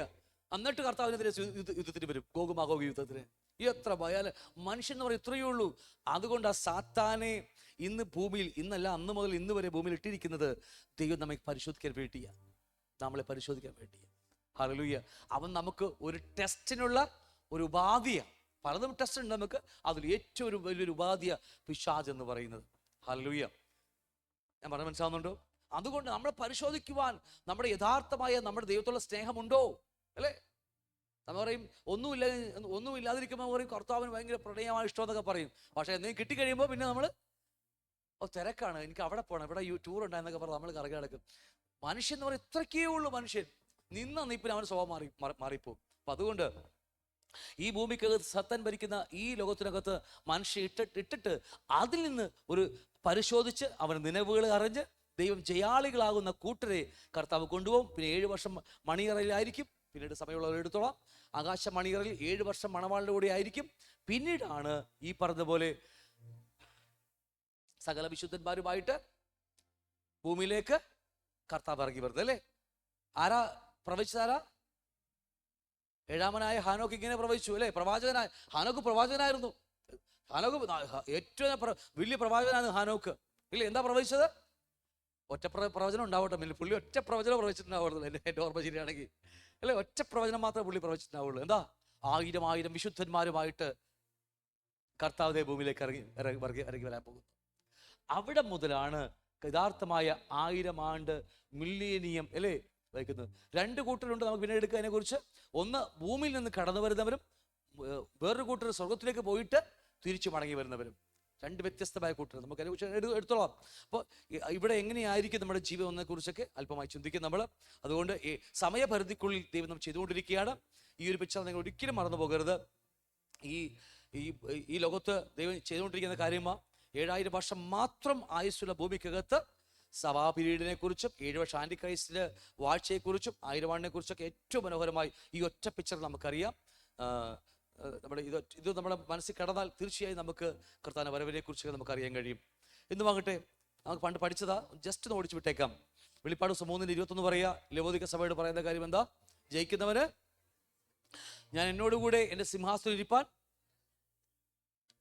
ഞാനും ജയിച്ച് എൻ്റെ പിതാവിനോട് കൂടെ അവൻ്റെ സിംഹാസനത്തിൽ ഇരുന്നത് പോലെ തന്നെയും ആ കർത്താവ് ഇരിക്കാൻ പോകുന്ന, ആ രാജാവായി വാഴുവാൻ പോകുന്ന ആ ലോകത്തിലേക്കാണ് ഞാനും നിങ്ങളും എങ്ങോട്ട് വരുന്നത്? ഒരു വാഴ്ച എന്ന് തുടങ്ങുന്ന ഒരു അധികാരത്തിലേക്ക് കടന്നു വരുന്നത്. ഹല്ലേലൂയ. നമ്മൾ പാട്ട് പഠിച്ചിട്ടുണ്ട്. ഞാൻ ജസ്റ്റ് വിട്ടുപോകുക. മൈക്ക് കൊറോണേഷൻ്റെ അല്ലെങ്കിൽ എൻ്റെ കിരീടധാരണ ദിവസം എന്ന് പറയുന്ന ക്ലാസ്സിലേക്ക് പഠിച്ചാണ്. എന്തായാലും ജസ്റ്റ് ഇതിനോടുള്ള ബന്ധത്തിൽ ഒന്ന് ജസ്റ്റ് ഓടിച്ചു വിടുകയാണ്. അത് ഇന്ന് തന്നെ പറഞ്ഞ് അവസാനിപ്പിക്കുകയും ചെയ്യും. ഇന്ന് കർത്താവ് രാജാവാണെന്ന് പലരും പഠിപ്പിക്കുന്നു. നമുക്കെല്ലാം അറിയാം. ആത്മീയകോളത്തിൽ പലരും പഠിപ്പിക്കുന്ന കാര്യമാണ് കർത്താവ് ഇന്ന് രാജാവാകുന്നു എന്ന്. ഒരിക്കലും അല്ല എന്ന കാര്യത്തിൽ അല്ലേ, ഇല്ല എന്ന കാര്യത്തിൽ ഒരു സംശയം നമുക്ക് വേണ്ട. കാരണം കർത്താവ് രാജ്യത്വം പ്രാപിച്ച് മടങ്ങി വരാൻ വേണ്ടി ദൂരയാത്ര പോയിരിക്കുക. മടങ്ങി വരുമ്പോഴാണ് അവൻ രാജാവാകുന്നത്. ഇന്ന് രാജാവായിരിക്കുന്നത് വേറെ ആരെന്നറിയാമോ? സാത്താനാണെന്ന്. ഇന്ന് രാജാവിന്റെ മക്കൾ എന്ന് പറഞ്ഞാൽ പിശാചിന്റെ മക്കൾ എന്നർത്ഥം. അത്രയേ ഉള്ളൂ. ആണല്ലയോ? നമ്മുടെ കർത്താവ് രാജാവാകാൻ രാജ്യത്വം പ്രാപിച്ച് മടങ്ങി വരാൻ വേണ്ടി പോയിരിക്കുകയാണ്. അവൻ മടങ്ങി വരുന്നത് വരെ അവൻ രാജാവല്ല. പക്ഷെ നമുക്കറിയാം കർത്താവ് ഇന്ന് സ്പിരിച്വൽ റിലത്തിൽ അല്ലെ, ആത്മകുളത്തിൽ കർത്താവ് ഇന്ന് ആരായിരിക്കുന്നു? രാജാവാണ്. അതിനെക്കുറിച്ച് നമ്മൾ പണ്ട് പഠിച്ചിട്ടുണ്ട്. അതുകൊണ്ടാണ് നമുക്ക് ദാനങ്ങൾ നൽകിയത് അല്ലേ? ദാനങ്ങൾ നമുക്കില്ലേ? ഇല്ലേ? നമുക്കുള്ള ദാനങ്ങളെ കുറിച്ച് നമുക്ക് അറിയില്ല. ഏത് കൃപാവരമാണ് നമ്മുടെ പേരിലുള്ളത് നമുക്ക് അറിയില്ല പലപ്പോഴും അല്ലേ? ആണല്ലയോ? നമുക്ക് തന്നിരിക്കുന്ന കൃപാവരങ്ങൾ അറിയാതിരിക്കുന്നത് ഏറ്റവും വലിയ പോഷത്വമാണ്. വരുന്ന ദിവസം പിന്നീട് ഒരു ദിവസം നമ്മൾ കൃപാവരത്തെക്കുറിച്ച് ഒരു 1 day ക്ലാസ് നമ്മൾ എടുക്കും ഇവിടെ. ഞാൻ പറഞ്ഞ കാര്യങ്ങൾ നമ്മുടെ കൃപാവരത്തെക്കുറിച്ച് നമ്മൾ തീർച്ചയായും അറിവുണ്ടാകണം. കാരണം കർത്താവ് നമ്മളെ ഏൽപ്പിച്ചു പോയ ഒരു താളന്താണത് അല്ലേ. അത് മാത്രമേ കൈമാറ്റം ചെയ്യാൻ കഴിയത്തുള്ളൂ. അത് മാത്രമേ നമുക്ക് വ്യാപാരം ചെയ്യാനായിട്ട് കഴിയുള്ളൂ. നമ്മുടെ വേറെ എന്ത് കഴിവും പ്രദർശിപ്പിച്ച ഒരു ഗുണവുമില്ല, അതിന് ഫലവുമില്ല. കർത്താവ് എന്ന തലന്തുകൾ മാത്രമേ വ്യാപാരം ചെയ്യാൻ നമുക്ക് അനുവാദമുള്ളൂ, അതിന് മാത്രമേ പ്രതിഫലമുള്ളൂ. അപ്പൊ അതുകൊണ്ട് നമ്മളെല്ലാം പല കാര്യങ്ങൾ കർത്താവ് ഏൽപ്പിച്ചിട്ടുണ്ട്. അത് മനുഷ്യ ദാനങ്ങളെ കൊടുത്തു. എഫേസ്യർ 4:8 പറയുന്നുണ്ട്, ആ ദാനങ്ങൾ കണ്ടെത്തി നമ്മളത് വ്യാപാരം ചെയ്യുക, അത് ദൈവത്തിന് പ്രതിഫലം നമുക്കുണ്ടാവും അല്ലേ. കർത്താവ് വരുമ്പോൾ കർത്താവ് ഞാൻ അവിടെ പോയി ഇവിടെ പോയി എന്ന് പറഞ്ഞ ഒരു കാര്യമില്ല. ഞാൻ നിന്നെ ഏൽപ്പിച്ചത് നീ വ്യാപാരം ചെയ്തോ അല്ലേ. ഞാൻ നിന്നെ ഏൽപ്പിച്ചത് അതാ കർത്താവ് ചോദിക്കത്തുള്ളൂ. അല്ല നമുക്ക് ഇഷ്ടംപോലെ കഴിവുണ്ട്, സംസാരിക്കുന്ന കഴിവ് നമുക്കുണ്ടാകാം അല്ലേ, പല കഴിവുകൾ നമുക്കുണ്ട്, അത് നമുക്ക് വ്യാപാരം ചെയ്യാം. പക്ഷെ അതിന് പ്രതിഫലമില്ല അല്ലേ. മറ്റേ ചെയ്താൽ ഇത് പ്രതിഫലം കിട്ടും. ദൈവം ഏൽപ്പിച്ചത് ചെയ്താൽ ഇത് നമുക്ക് പ്രതിഫലമായിട്ട് നന്മകളായിട്ട് അവിടെ വരും നമുക്ക് അല്ലേ. പക്ഷെ അത് ചെയ്യാതെ ഇത് മാത്രം ചെയ്താൽ നമുക്ക് ഒരിക്കലും ഒന്നും കിട്ടത്തില്ല. വെറുതെ എല്ലാം അല്ലേ ഓടി നടന്ന് ഭൂതങ്ങളെ പുറത്താക്കി പ്രവചിച്ചു വീര്യപ്രവൃത്തി ചെയ്താൽ കർത്താവ് പറയും ഞാൻ നിങ്ങളെ അറിയുന്നില്ല എന്ന് പറഞ്ഞ പോലെ നമ്മൾ പഠിച്ചുകൊണ്ട് വിട്ടുപോകുകയാണ്. അത് ഈ കിങ്ഡം സ്ഥാപിക്കാൻ വരുന്നത് വെളിപ്പാട് 10:7 പറഞ്ഞതുപോലെ ഇനി കാലം ഉണ്ടാകുകയില്ല, 7ാമത് ദൂതൻ കാഹളം ഊതുവാനിരിക്കുന്ന ദാനത്തിന്റെ കാലത്ത് ദൈവത്തിന്റെ മർമ്മം അവൻ തന്നെ ദാസന്മാരായ പ്രവാചകന്മാർക്ക് അറിയിച്ചു കൊടുത്തതുപോലെ നിവൃത്തിയാകുമെന്ന് ആകാശവും അതിലുള്ളതും ഭൂമിയും അതിലുള്ളതും സമുദ്രവും അതിലുള്ളതും സൃഷ്ടിച്ചവനായി എന്നേക്കും ജീവിച്ചിരിക്കുന്നവനെ ചൊല്ലി സത്യം ചെയ്തു. ഇനി കാലമുണ്ടാകുകയില്ല, 7ാമത്തെ ദൂതൻ കാഹളം ഊതുവാനിരിക്കുന്ന ദാനത്തിന്റെ കാലത്തിലെ 7ാമത്തെ ദൂതൻ കാഹളം ഊതുമ്പോഴാണ് എന്ത് സംഭവിക്കാൻ പോകുന്നത്? ഈ പറഞ്ഞ ലിറ്ററൽ കിങ്ഡം ആരംഭിക്കാൻ പോകുന്നത്. 1000 ആണ്ട് ആരംഭിക്കാൻ പോകുന്നത്. ഏതാ? വെളിപ്പാട് പുസ്തകത്തെ കുറിച്ച് ആഴമായി നമ്മൾ വീണ്ടും എപ്പോഴും സമയം കിട്ടിയാൽ കർത്താവ് അനുവദിച്ചാൽ ഈ വെളിപ്പാട് പുസ്തകത്തെ കുറിച്ച് നമുക്ക് 22 അധ്യായങ്ങൾ നമ്മൾ കീറി മുറിച്ച് നമ്മൾ പഠിക്കും. കാരണം ഇന്ന് 3-ാം അധ്യായം വെളിപ്പാട് പുസ്തകം 3-ാം അധ്യായം കഴിഞ്ഞാൽ പിന്നെ സഭയെ കാണുന്നത് 19-ാം അധ്യായത്തിലാണെന്ന 99% ആൾക്കാർ പഠിപ്പിക്കുന്നത്. എന്നാൽ അതിനിടയിൽ ഈ 12-ാം അധ്യായമൊക്കെ വരുമ്പോൾ അവിടെ സഭയിൽ ജയാളികളായവരെ കാണാൻ കഴിയും നമുക്ക്. ഞാൻ പറഞ്ഞു മനസ്സിലാവുന്നുണ്ടോ? ഇത് വെളിപ്പാട് പുസ്തകം ഒരു മനുഷ്യന്റെ കണ്ണിലൂടെ വായിച്ചാൽ നമുക്കൊന്നും മനസ്സിലാകത്തില്ല. ഇത് 2 ആംഗിൾ ഉണ്ട്. ഒന്ന്, യഹൂദന്റെ കണ്ണിൽ കൂടി ഈ വെളിപ്പാട് പുസ്തകം പഠിക്കണം. 2, സഭയുടെ കണ്ണിലൂടെ വായിച്ചാൽ മാത്രമേ ഈ വെളിപ്പാട് പുസ്തകത്തിന്റെ മർമ്മങ്ങൾ നമുക്ക് ഗ്രഹിക്കാൻ കഴിയത്തുള്ളൂ. ഞാൻ പറഞ്ഞു മനസ്സിലായോ? യഹൂദന്റെ കണ്ണിൽ കൂടി വായിക്കണം, ഇല്ലെങ്കിൽ എല്ലാം യഹൂദിന് വേണ്ടിയാന്ന് പറഞ്ഞു കളയും. ഇതെല്ലാം മുഴുവൻ ആർക്കാ? ഇപ്പൊ യാക്കോബിന്റെ ലേഖനം ആർക്കെഴുതിയതാ? യഹൂദന് അല്ലേ. ലേഖനങ്ങൾ ആർക്കെഴുതിയ? യഹൂദന്മാർക്ക് അല്ലേ. ഇത് 2 കണ്ണിലൂടെ ഒരു സഭയുടെ കണ്ണിലൂടെ വെളിപ്പാട് ദിവസം പഠിക്കുകയും വേണം, അപ്പോൾ തന്നെ യഹൂദന്റെ കണ്ണിലൂടെയും. ഇത് 2ഉം പഠിച്ചാൽ മാത്രം, ഇല്ലെങ്കിൽ എവിടെയെങ്കിലും നമുക്ക് ചെറിയ മിസ്റ്റേക്ക് പറ്റും. അപ്പം അതുകൊണ്ട് 7ാമത്തെ ദൂതൻ കാഹളം ഊതുവാനിരിക്കുന്ന ആദ്യത്തിന്റെ കാലത്ത് ദൈവത്തിന്റെ മർമ്മം അവന് ദാസന്മാരായ പ്രവാചകന്മാർക്ക് അറിയിച്ചു കൊടുത്തതുപോലെ നിവൃത്തിയാകും. ഏതാത്? Literal kingdom. 1000 ആണ്ട് വാഴ്ച അല്ലേ. ദൈവം നമ്മൾ പഠിച്ചുകൊണ്ടിരിക്കുന്ന ലിറ്ററൽ കിങ്ഡത്തിലേക്ക് സ്ഥാപിക്കപ്പെടാൻ പോകുന്ന സമയമെന്ന് പറയുന്നത് 7ാമത്തെ കാഹളം ഊതുമ്പോഴാണ്. ദൂതൻ കാഹളം ഊതുമ്പോഴാണ്. അതിനെക്കുറിച്ച് 7 മുദ്രകളുണ്ട്, 7 കാഹളങ്ങളുണ്ട്, 7 കലശങ്ങളുണ്ട്. ഇതെല്ലാം നമുക്ക് പിന്നീട് എപ്പോഴും വെളിപ്പാട് ദിവസം പഠിക്കുമ്പോൾ നമുക്ക് കാണാൻ കഴിയും. അതിൽ 7ാമത്തെ ലാസ്റ്റ് കാഹളം ഊതുമ്പോൾ എന്ത് സംഭവിക്കും?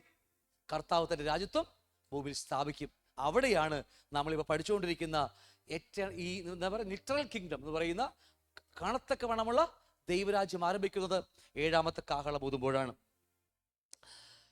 വെളിപ്പാട് 11:15 പഠിക്കുമ്പോൾ 7ാമത്തെ ദൂതൻ ഊതിയപ്പോൾ ലോകരാജ്യത്വം നമ്മുടെ കർത്താവിനും അവന്റെ ക്രിസ്തുവിനുമായി തീർന്നിരിക്കുന്നു, അവൻ എന്നേക്കും വാഴുമെന്ന് സ്വർഗത്തിൽ ഒരു മഹാഘോഷമുണ്ടായി അല്ലേ. എന്നേക്കും ഇനി ഒടുക്കം ഇല്ലാത്ത അവസാനമില്ലാത്ത ഒരു ലോകത്തിലേക്ക് കർത്താവ് രാജാതിരാജാവായി വാഴാൻ തുടങ്ങിയ നേരത്തെ പറഞ്ഞ 10-ാം അധ്യായത്തിലും അതുപോലെ 11-ാം അധ്യായത്തിലേക്ക് വായിക്കുമ്പോൾ 7ാമത്തെ ദൂതൻ ഊതിയപ്പോൾ ലോകരാജ്യത്വം ഇതുവരെയുള്ളത് ആർക്കാ? ഇതുവരെ മനുഷ്യർക്ക് വിട്ടുകൊടുത്ത് ലോകരാജ്യം മുഴുവൻ മനുഷ്യർക്ക് വിട്ടിരിക്കുക. അവസാനത്തെ രാജാവ് ആരായിരിക്കും? എതിർ ക്രിസ്തു ആയിരിക്കും അല്ലേ. ക്രിസ്തു എന്ന വാക്കില്ല അല്ലെ, എതിർ ക്രിസ്തു ഇല്ല, ആന്റിക്രൈസ്റ്റ്. ആ എതിർ ക്രിസ്തുവിന്റെ സമയത്തോടു കൂടി ഈ ലോകത്ത് അസ്തമിക്കാൻ പോകുക. മനുഷ്യരുടെ ഭരണ സംവിധാനം അവസാനിച്ചിട്ട് യഥാർത്ഥമായ ദൈവം രാജാതി രാജാവായി വാഴുവാൻ പോകുന്ന ഒരു കാലഘട്ടത്തിലേക്ക് കടക്കുക. അതിൻ്റെ പേരാ നമ്മളിപ്പോൾ പഠിച്ചുകൊണ്ടിരിക്കുന്ന ലിറ്ററൽ കിങ്ഡം എന്ന് പറയുന്നത്. അതിൽ നമുക്കുള്ള പങ്കൊക്കെ നമ്മൾ സമയമുള്ളത് പോലെ നമുക്കുള്ള പങ്ക് നമ്മൾ അതിനെക്കുറിച്ച് പഠിച്ചിരിക്കും. 12-ാം അധ്യായം വായിക്കുമ്പോൾ, അപ്പോൾ ഞാൻ സ്വർഗത്തിലും ഒരു മഹാശബ്ദം പറഞ്ഞു കേട്ടത്, ഇപ്പോൾ നമ്മുടെ ദൈവത്തിലും ദൈവത്തിന്റെ രക്ഷയും ശക്തിയും രാജ്യവും അവന്റെ ക്രിസ്തുവിന്റെ ആധിപത്യവും തുടങ്ങിയിരിക്കുന്നു. 12-ാം അധ്യായം നമ്മുടെ സഹോദരന്മാരെ രാപ്പകൽ ദൈവസന്നിധിയിൽ കുറ്റം ചുമത്തുന്ന അപവാദിയെ തള്ളിയിട്ട് കളഞ്ഞുവല്ലോ. അവർ അവനെ കുഞ്ഞാണ്ട് രക്തം ഹേതുവായിട്ടും തങ്ങളുടെ സാക്ഷ്യവചനം ഹേതുവായിട്ട് ജയിച്ചു, മരണപര്യന്തം തങ്ങളുടെ പ്രാണനെ സ്നേഹിച്ചതുമില്ല. നേരത്തെ പറഞ്ഞ ആ സ്പിരിച്വൽ കിങ്ഡം അവിടെ വരുന്നുണ്ട്. ഏറ്റവും വലിയ പ്രാണനെ സ്നേഹിക്കാതെ അല്ലേ, സാത്താനെ തള്ളിക്കളഞ്ഞുകൊണ്ട് ആ കുഞ്ഞാണ്ട് രക്തം ഹേതുവായിട്ട് ജയിച്ച ഒരു കൂട്ടം ജനങ്ങൾ, അവർ അതുകൊണ്ടാണ് പറഞ്ഞത്, ഇതാ ഇപ്പോൾ നമ്മുടെ ദൈവത്തിന്റെ രക്ഷയും ശക്തിയും രാജ്യവും നമ്മുടെ ക്രിസ്തുവിന്റെ ആധിപത്യവും തുടങ്ങിയിരിക്കുന്നു. ഹല്ലേലൂയ. നമുക്ക് കാണാൻ കഴിയും. വെളിപ്പാട് 12-ാം അധ്യായം വായിക്കുമ്പോൾ അവിടെ പറയുന്നുണ്ട്, 10-ാം അധ്യായത്തിൽ, അപ്പോൾ വലിയ പുരുഷാരത്തിന്റെ ഘോഷം പോലെയും പെരുവെള്ളത്തിന്റെ ഇരച്ചിൽ പോലെയും തകർത്ത ഇടിമുഴക്കം പോലെയും ഞാൻ കേട്ടത്, ഹല്ലേലൂയ, സർവശക്തിയുള്ള നമ്മുടെ ദൈവമായ കർത്താവ് രാജ്യത്വം ഏറ്റിരിക്കുന്നു. തുടർന്ന് വായിക്കുമ്പോൾ, നമ്മളും അവനോടുകൂടി രാജ്യത്വം ഏറ്റിരിക്കുന്നു. ഇതിനെക്കുറിച്ചൊക്കെ നമ്മൾ പണ്ട് ക്ലാസ്സിൽ പഠിച്ചത് കൊണ്ടാണ് ഞാൻ ഓടിച്ചു വിട്ടുപോകുന്നത്. ഓർമ്മയുണ്ടോ നിങ്ങൾക്ക്? അല്ലേ, ഓർമ്മ ഉണ്ടാകും. ഇല്ലെങ്കിൽ അത് ആ ക്ലാസ് കേട്ടാൽ മതി. കാരണം ഇനി ഒരുപാട് മുന്നോട്ട് പോകാനുണ്ട്. അതുകൊണ്ടാണ് ഞാൻ ഇതൊക്കെ ഓടിച്ചു വിടുന്നത്. ഇല്ലെങ്കിൽ ആ മൈ കൊറോണേഷൻ ഡേ എന്ന് പറഞ്ഞ ക്ലാസ് കേട്ടാൽ മതി. അപ്പം ഞാൻ പറഞ്ഞതുപോലെ, നാം സന്തോഷിച്ച് ഉല്ലസിച്ച് അവന് മഹത്വം കൊടുക്കുക. കുഞ്ഞാൻ്റെ കല്യാണം വന്നുവല്ലോ, തൻ്റെ കാന്തയും തന്നെത്താൻ, വാക്യം ശ്രദ്ധിക്കണം, തന്നെത്താൻ അല്ലേ. വെറുതെ ഇത് മുഴുവൻ കൃപ മാത്രമല്ല, എല്ലാം കൃപയാ. പക്ഷേ അവിടെ നമുക്കൊരു പങ്കാളിത്തമുണ്ട് നമുക്ക് അല്ലേ. എത്രത്തോളം നമ്മൾ അതിനുവേണ്ടി അധ്വാനിക്കുന്നുവോ, അതിനുവേണ്ടി വിട്ടുകൊടുക്കുന്നുവോ, അത്രത്തോളം മാത്രമാണ് നമുക്കത് ലഭിക്കുന്നത്. അതുകൊണ്ടാണ് ഇവിടെ വാക്ക് പ്രാണനെ ത്യജിച്ചു അല്ലേ, തന്നെത്താൻ ഒരുക്കിയിരിക്കുന്നു. അപ്പൊ നമ്മുടെ പ്രാർത്ഥന നോക്കിയേ, നമ്മൾ എത്രത്തോളം വിട്ടുകൊടുക്കുന്ന പോലെ ഇരിക്കും നമുക്ക് ലഭിക്കും ദൈവകൃപ ലഭിച്ച് നമുക്ക് നേടാൻ കഴിയുന്നത്. ഓക്കെ, ഞാൻ പറഞ്ഞു വിട്ടുപോകുക. ലൂക്കോസിന്റെ സുവിശേഷത്തിൽ വായിച്ചതുപോലെയൊക്കെ രാജ്യത്വം പ്രാപിച്ച് മടങ്ങി വരാൻ പോകുന്ന കർത്താവിനെ കുറിച്ച് നമുക്കറിയാം. ഓക്കെ, അത് പറഞ്ഞ് വിട്ടുപോകുക.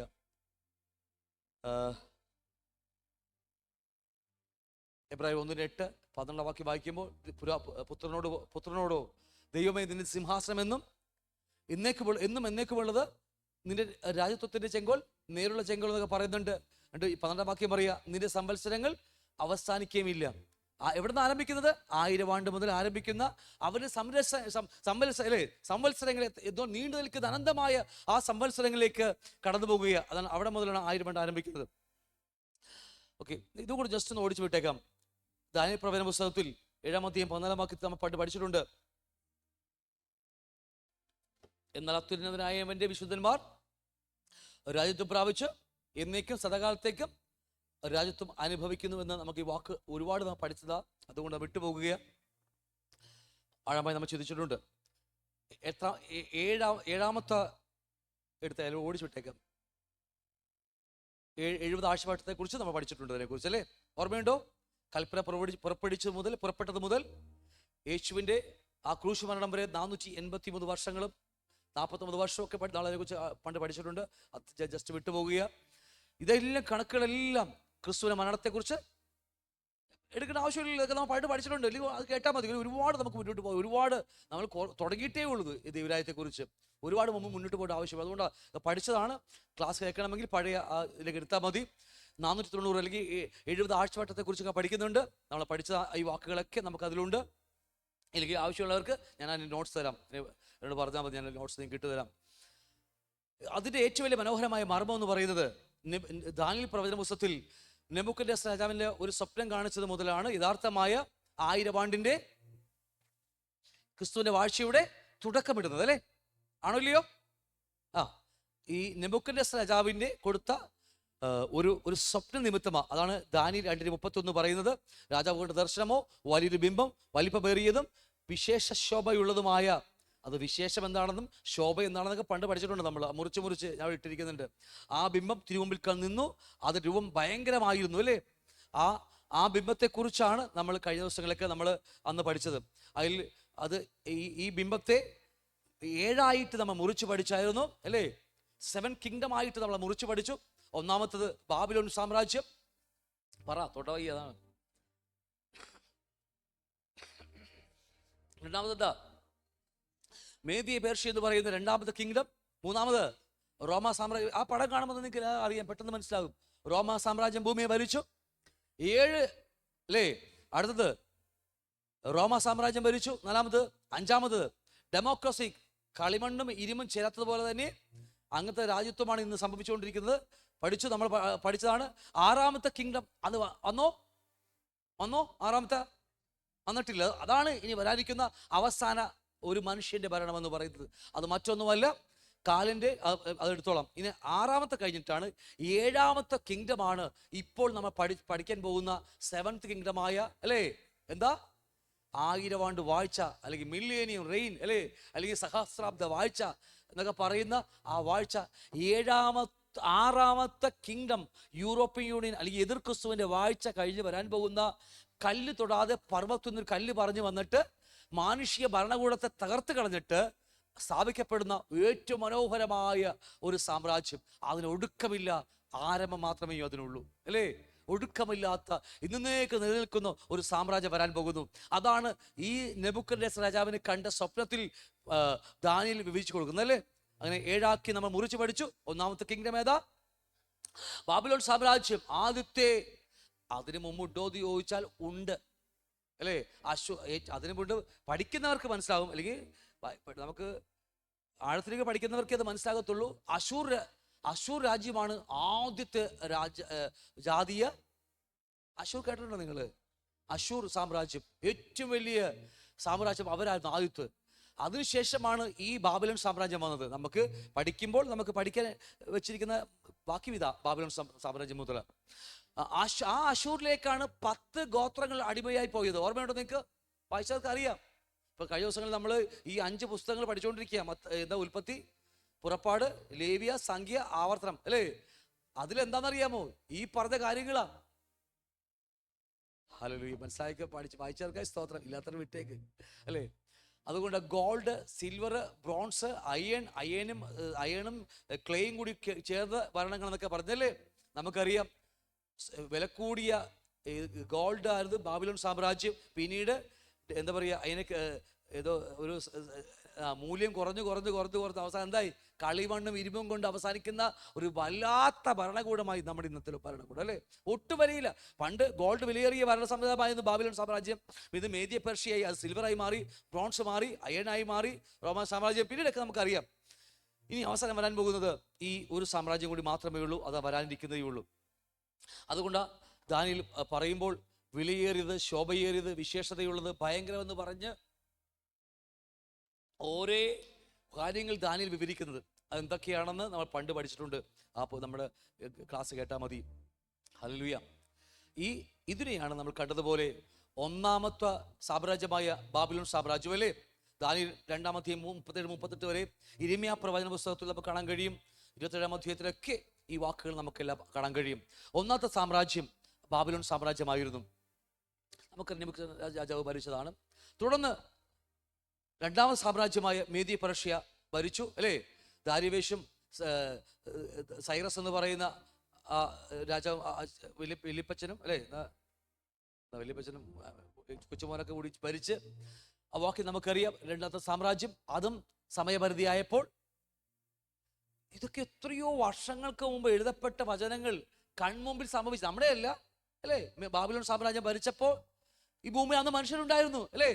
ഈ ബൈബിൾ എഴുതിയ എല്ലാ കാര്യം എത്ര മനോഹരമായിട്ടാണെന്നറിയാമോ ഇതൊക്കെ എഴുതി വെച്ചിരിക്കുന്നത്. ഇത് ഭൂമി സംഭവിച്ചതല്ലേ. ഈ നെബൂഖദ്നേസർ രാജാവ് ഭരിച്ചില്ലേ ഭൂമിയിൽ. അത് കഴിഞ്ഞ് മേദ്യ പേർഷ്യ ഭരിച്ചില്ലേ. ഇതൊക്കെ ഭരിക്കുന്നതിന് മുമ്പ് തന്നെ മനോഹരമായി കർത്താവ് ബൈബിൾ എഴുതി വെച്ചിരിക്കുക. ഇതൊക്കെ നമുക്കിത് വിശ്വസിക്കാതെ പോകാൻ പറ്റുമോ? നമ്മുടെ പുസ്തകങ്ങളിലൊക്കെ ഹിസ്റ്ററി ഒക്കെ പഠിച്ചപ്പോൾ നമ്മുടെ പുസ്തകങ്ങളിൽ പഠിച്ചിട്ടുണ്ട് ഇതൊക്കെ. ഇതിനെ കുറിച്ച് അല്പമായിട്ട് പഠിച്ചിട്ടുണ്ട് നമ്മളല്ലേ. ഈ ഒരു പെണ്ണിന്റെ പടം ഉണ്ടല്ലോ, ഏതാ പെണ്ണിന്റെ പേര്? മോണലിസയുടെ പടങ്ങളൊക്കെ അല്ലേ സ്കൂളിൽ പഠിച്ചിട്ടുണ്ട് നമ്മൾ, മൊണാലിസയെ കുറിച്ചൊക്കെ. അതെല്ലാം ഈ സായന അപ്പുറത്ത് കിടക്കുന്ന എന്താ പറയുക, ഈ ഈജിപ്റ്റും ഇപ്പുറത്ത് കിടക്കുന്ന എന്താ പറയുക, ഏതാ പേര് മറന്നു പോയില്ല, വടക്കുവശ കിടക്കുന്ന ഈ സിറിയ, ഇത് ഈ പറഞ്ഞ എന്നും അടി ഈ 2 രാജ്യങ്ങൾ നമ്മൾ അടിക്കുമ്പോൾ നടുക്കിടക്കുന്ന ആരാന്നറിയാമോ? ഇസ്രായേല. എന്നിട്ട് അവസാനം ഇവർ പറയും ഇവിടുത്തെ പെണ്ണ് അങ്ങോട്ട് കൊടുത്ത് അവിടുത്തെ ചക്കൻ ഇങ്ങോട്ട് കൊടുത്ത് ഉടമ്പടിയാക്കുക. കാരണം ഇവർക്ക് രക്ഷപ്പെടാൻ വേണ്ടിയാ. ഇതെല്ലാം ചരിത്രത്തിൽ അക്ഷരികമായി സംഭവിച്ചു. ദാനപ്രവചനത്തെ കുറിച്ച് ആഴമായി ഒരു ബൈബിൾ സ്റ്റഡി നമുക്ക് ഞാൻ അടിച്ചേറ്റിട്ടുണ്ട് ഇല്ലേ? എത്ര മനോഹരമെന്നറിയാമോ? ഇതൊക്കെ അക്ഷരികമായി നമ്മുടെ കൺമുമ്പിൽ സംഭവിച്ച് നമ്മൾ പഠിച്ച കാര്യങ്ങൾ നമ്മൾ കണ്ടില്ലെങ്കിലും നമുക്ക് പഠിച്ച കാര്യങ്ങൾ നമ്മളൊക്കെ ഇതെല്ലാം ചരിത്രത്തിൽ സംഭവിച്ചതല്ലേ? എത്ര മനോഹരമായ പുസ്തകമാണ് നമ്മുടെ കയ്യിരിക്കുന്ന പുസ്തകം. ഹല്ലേലൂയ. അപ്പൊ എന്ത് വാങ്ങട്ടെ, ഇതൊക്കെ പഠിച്ചു വിട്ടുപോകുക. മൂന്നാമത് വന്ന രാജ്യം ഏതാണെന്നറിയാമോ? അലക്സാണ്ടർ ചക്രവർത്തി ആയിരിക്കുന്ന ഗ്രീക്ക് സാമ്രാജ്യം ഈ ഭൂമിയെ ഭരിച്ചു. വളരെ നിസ്സാര വർഷം 28 വയസ്സിലാണ് പുള്ളിക്കാരൻ അല്ലേ വിട്ടുപോയി, എല്ലാം വിട്ടുപോയി, നമുക്കറിയാം. തുടർന്ന് ആ 4 പടയാളികൾ അത് 4ആക്കി വിഭജിച്ചെടുത്ത ചരിത്രമൊക്കെ നമുക്കറിയാവുന്ന കാര്യങ്ങളാണ്. വീണ്ടും മൂന്നാമത്തെ കിങ്ഡം ഭരിച്ചു അലക്സാണ്ടർ ചക്രവർത്തി. അലക്സാണ്ടർ ദ ഗ്രേറ്റ് എന്ന് പറയുന്ന ഏറ്റവും വലിയ ഒരു രാജാവ്. ഇതൊക്കെ പഠിക്കുമ്പോൾ ഒരു കഴുകനെ പോലെ അല്ലേ, എന്താ പറയുക, പറന്നു പോകുന്ന ഒരു മൃഗത്തെക്കുറിച്ചൊക്കെ നമുക്ക് കാണാൻ കഴിയും. അതെല്ലാം അലക്സാണ്ടർ ചക്രവർത്തിയെ കുറിച്ചാണ് പറഞ്ഞതൊക്കെ നമുക്കറിയാം. കോലാട്ടുകൊട്ടനെ കുറിച്ചൊക്കെ പറയുന്നുണ്ട്. നാലാമത് വീണ്ടും അതും അസ്തമിച്ചു, അതെല്ലാം അസ്തമിച്ചു. എത്ര വലിയ ആളാണെന്ന് പറഞ്ഞാലും എല്ലാം അവസാനിച്ചു. വീണ്ടും 4മത്തൊരു രാജ്യഭൂമിയിൽ വന്നു, അതാണ് റോമ സാമ്രാജ്യം. ആ സാമ്രാജ്യ സമയത്താണ് ആര് ക്രൂശിൽ ഭരിച്ചത്? കർത്താവ് ക്രൂശിൽ ഭരിച്ചത്. കാരണം റോമാ സാമ്രാജ്യത്തിന്റെ മേദ്യ പേർഷ്യയുടെ കുറ്റം ചെയ്തവരെ കൊല്ലുന്ന സമ്പ്രദായം വേറെതാണ്. ഗ്രീക്ക് സാമ്രാജ്യത്തിലെ കുറ്റം ചെയ്തവരെ കൊല്ലുന്ന ശിക്ഷണങ്ങൾ വേറെതാണ്. റോമാ സാമ്രാജ്യത്തിലെ ശിക്ഷണങ്ങൾ അല്ലേ, കുറ്റം ചെയ്താൽ ഇവന് ഇങ്ങനെ കൊല്ലണമെന്നുള്ള സമ്പ്രദായങ്ങൾ വേറെയാ. ഈ റോമാ സാമ്രാജ്യം 4മത് വേണമെങ്കിൽ 1മത് കൂടെ വെക്കാൻ പാടില്ല കർത്താവിന്, വെക്കില്ലേ കർത്താവ്? 4മതേ കർത്താവ് വെക്കത്തുള്ളൂ. കാരണം ഈ തലമുറയിലാണ് കർത്താവ് ഭൂമിയിലേക്ക് ഇറങ്ങി വന്നത്. കാരണം ക്രൂശ് മരണം ഇവരുടെ മാത്രമാണ്, റോമാ സാമ്രാജ്യത്തിന് മാത്രമാണ് ക്രൂശ് മരണം. ഞാൻ പറഞ്ഞ മനസ്സിലായോ? റോമാ സാമ്രാജ്യത്തിന്റെ അല്ലേ മാറ്റമില്ലാത്ത ശക്തിയേറിയൊരു കൊല സമ്പ്രദായം അല്ലേ, സമ്പ്രദായമാണ് ഇവരുടേത്. ആ കാലഘട്ടത്തിൽ നമ്മുടെ കർത്താവ് ഭൂമിയിലേക്ക് ഇറങ്ങി വന്നത്. കാരണം ക്രൂശിൽ ഭരിക്കണമെന്നുള്ളതൊക്കെ വർഷങ്ങൾക്ക് എത്രയോ മുമ്പ് പ്രവാചകന്മാർ എഴുതി വെച്ചതാണ്. അത് സംഭവിക്കണമെങ്കിൽ റോമാ സാമ്രാജ്യം തന്നെ ഈ ഭൂമിയിൽ വരണമെന്നുള്ളത്. അതുകൊണ്ടാണ് 4മത് കർത്താവ് ആ ചരിത്രത്തിലേക്ക് റോമാ സാമ്രാജ്യത്തെ ഇറക്കി വിട്ടത് അല്ലേ. അപ്പൊ അതുകൊണ്ട് ആ റോമാ സാമ്രാജ്യവും നമ്മൾ കണ്ടു കഴിഞ്ഞ കാര്യം പഠിച്ചു കേൾക്കണമെങ്കിൽ നിങ്ങൾ ആ ടോപ്പിക് കേട്ട പഠിച്ചാൽ മതി. പിന്നീട് 5മത് നമുക്കറിയാം, 2ആയി വിഭജിച്ചു. ഈസ്റ്റേൺ റോം എന്നും വെസ്റ്റേൺ റോം എന്നൊക്കെ പറഞ്ഞു പോയി. ഡെമോക്രസി എന്ന് പറയുന്ന കളിമണ്ണും ഇരുമ്പും കൊണ്ട് ചേരാത്തതുപോലെയുള്ള ഒരു സമ്മിശ്ര ഒരു ഭരണകൂടം ഭൂമിയിൽ വന്നു. അതായിരുന്നു 5മത് വന്ന സാമ്രാജ്യം എന്ന് പറയുന്നത്. കടന്ന ഡെമോക്രസി, ജനാധിപത്യം. ഒരുത്തൻ കോൺഗ്രസ് കയറിയ കമ്മ്യൂണിസ്റ്റ് പിടിച്ച് താഴേക്ക് വലിച്ചിടും അല്ലേ, കമ്മ്യൂണിസ്റ്റ് കയറിയ BJP കയറിയ താഴെ വലിച്ചിടും. ഒരിക്കലും ചേരും അതിന് മാത്രം ചേരും, കൈക്കൂലിക്കും ചേരും, അല്ലാതെ വേറെ ഒന്നിനും ചേരത്തില്ല ഇവർ. അതുപോലത്തെ ഒരു സാമ്രാജ്യമാണ് ഇതാണ് ഇപ്പോൾ ഭരിച്ചുകൊണ്ടിരിക്കുന്ന ഇപ്പോഴത്തെ നമ്മുടെ മുമ്പിലായിരിക്കുന്ന ഡെമോക്രസി എന്ന് പറയുന്നത്. ഭിന്ന രാജ്യത്വം എന്നാ അതിന് പറയുന്നത്. അതുകൊണ്ട് നമുക്കറിയാം ഒരിക്കലും ചേരത്തില്ല. അതാണ് ഇന്നത്തെ സാമ്രാജ്യം. നമ്മൾ പഠിച്ചിട്ടുണ്ട്, നമുക്ക് കേട്ടാൽ മതി നിങ്ങൾ. 6മത്തെ ഒരു സാമ്രാജ്യം ഇനി വരാനിരിക്കുന്നതേ ഉള്ളൂ. അതും ഇത് തന്നെ കളിമണ്ണും ഇരുമ്പും കൊണ്ട് തന്നെയാണ്. ഹല്ലേലൂയ. കളിമണ്ണും ഒരിക്കലും ചേരാത്ത, അതുകൊണ്ട് 10 രാജ്യങ്ങൾ ഒരിക്കലും ചേരത്തൂല്ല, തമ്മിൽ ചേരത്തൂല്ല.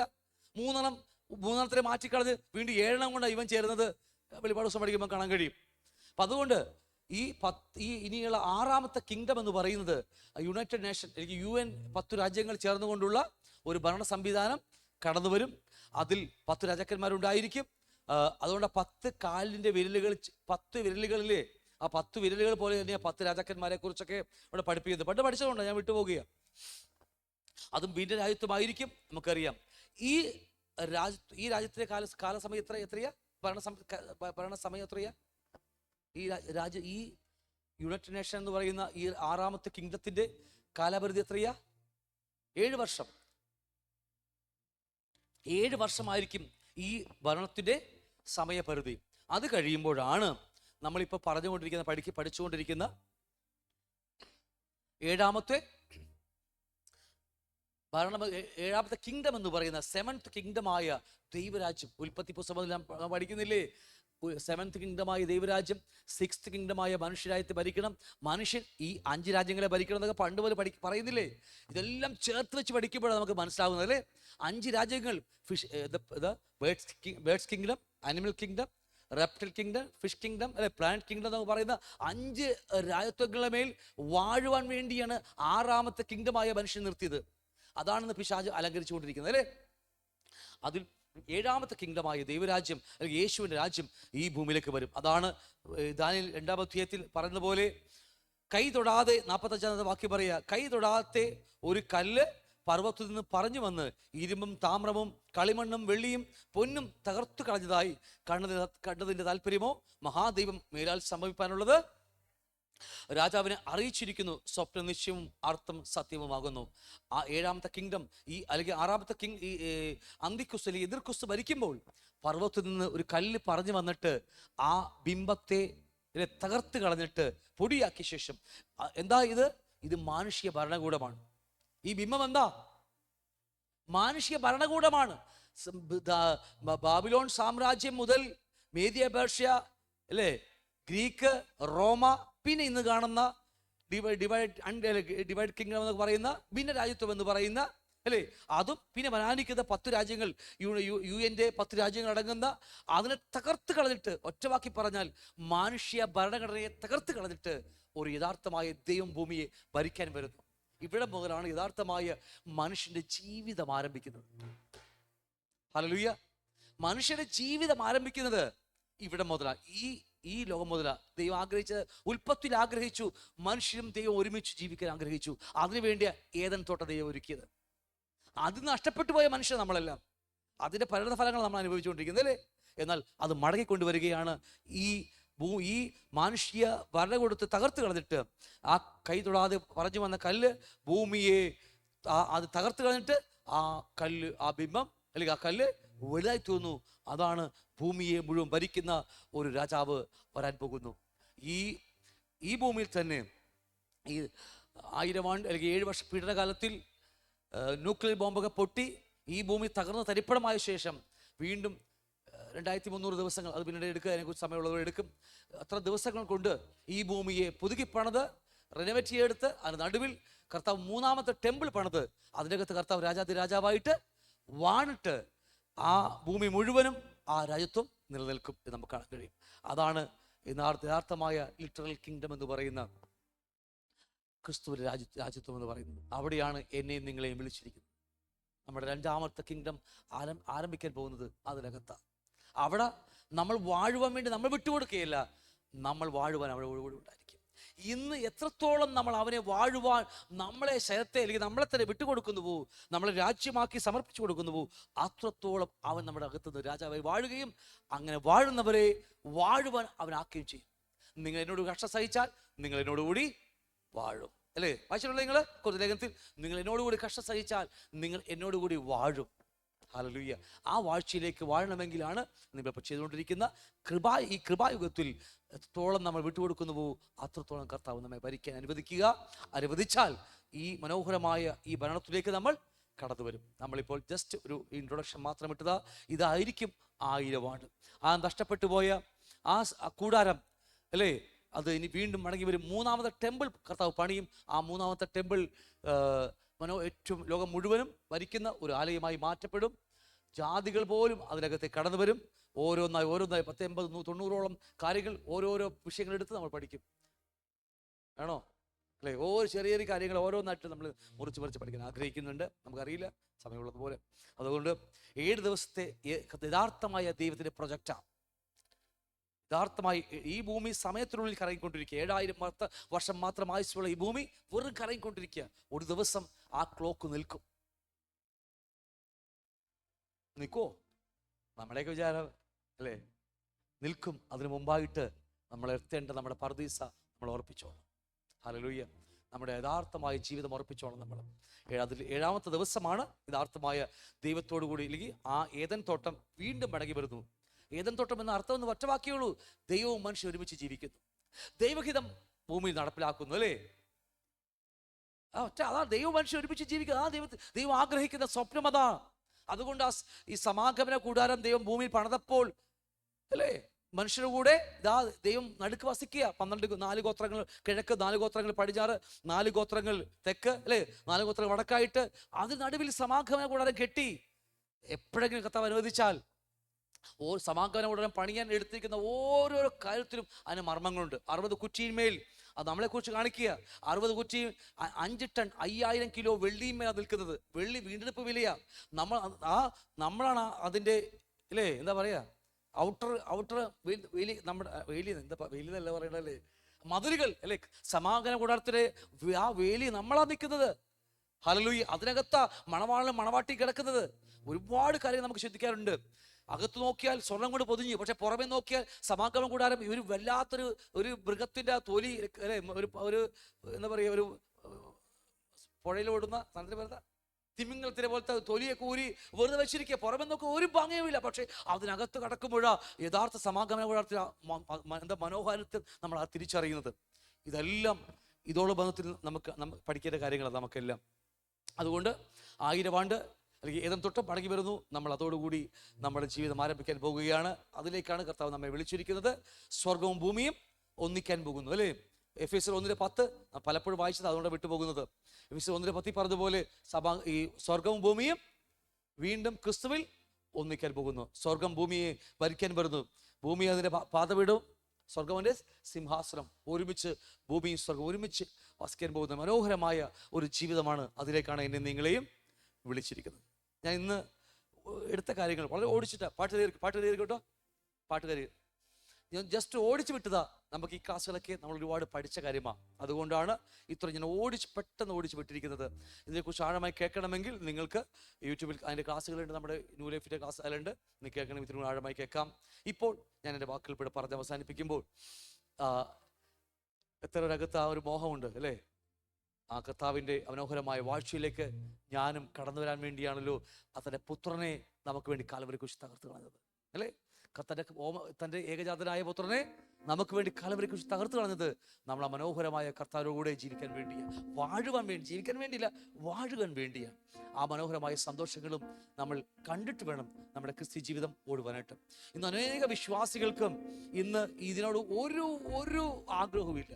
സത്യം പറഞ്ഞാൽ നമ്മുടെ മലയാള സഭയിൽ പോലും അനേകർക്കും ഇന്ന് ഇതിനോട് ഒരു താല്പര്യവും ഇല്ലാതെ പോകുന്ന ആൾക്കാരാണ്. ഒരുപാടൊന്നുമല്ല, വളരെ കുറച്ച് ആൾക്കാർക്ക്. ഇന്ന് പുറത്ത് സഭകൾ നോക്കിയാൽ അനേകർക്ക് ഇത് വേണ്ട, കർത്താവിനെ കൊണ്ട് ഇഹലോകം മാത്രം നേടിയാൽ മതി. പക്ഷെ ഇതല്ല യഥാർത്ഥമായി നമ്മുടെ ജീവിതം. ഈ ഏരിയയിൽ 70 വർഷത്തിന്റെ ജീവിതത്തിന്റെ പ്രാധാന്യ ഞാൻ പറയും, നിത്യതയോളം വലിപ്പമുണ്ടത്. പക്ഷെ ഈ ഏരിയ 70-80 വർഷം എന്ന് പറഞ്ഞാൽ അവിടെ നമുക്ക് കർത്താവിന് വേണ്ടി ജീവിക്കാൻ വേണ്ടിയാണ് ദൈവം നമ്മെ വിളിച്ചിരിക്കുന്നത്. അത് കണ്ട് നമ്മുടെ ആ ജീവിതത്തിന്റെ പ്രാധാന്യം അറിഞ്ഞ് ദൈവം നമ്മളെക്കുറിച്ച് എന്താണ് ആഗ്രഹിക്കുന്നത് തിരിച്ചറിഞ്ഞ് നമ്മുടെ ഈ ചെറിയ ജീവിതം ഓടി തീർത്താൽ ഇൻവെസ്റ്റ്മെന്റ്. ഇത് ഇന്ന് ചെയ്യുന്നത് മുഴുവൻ എന്താ?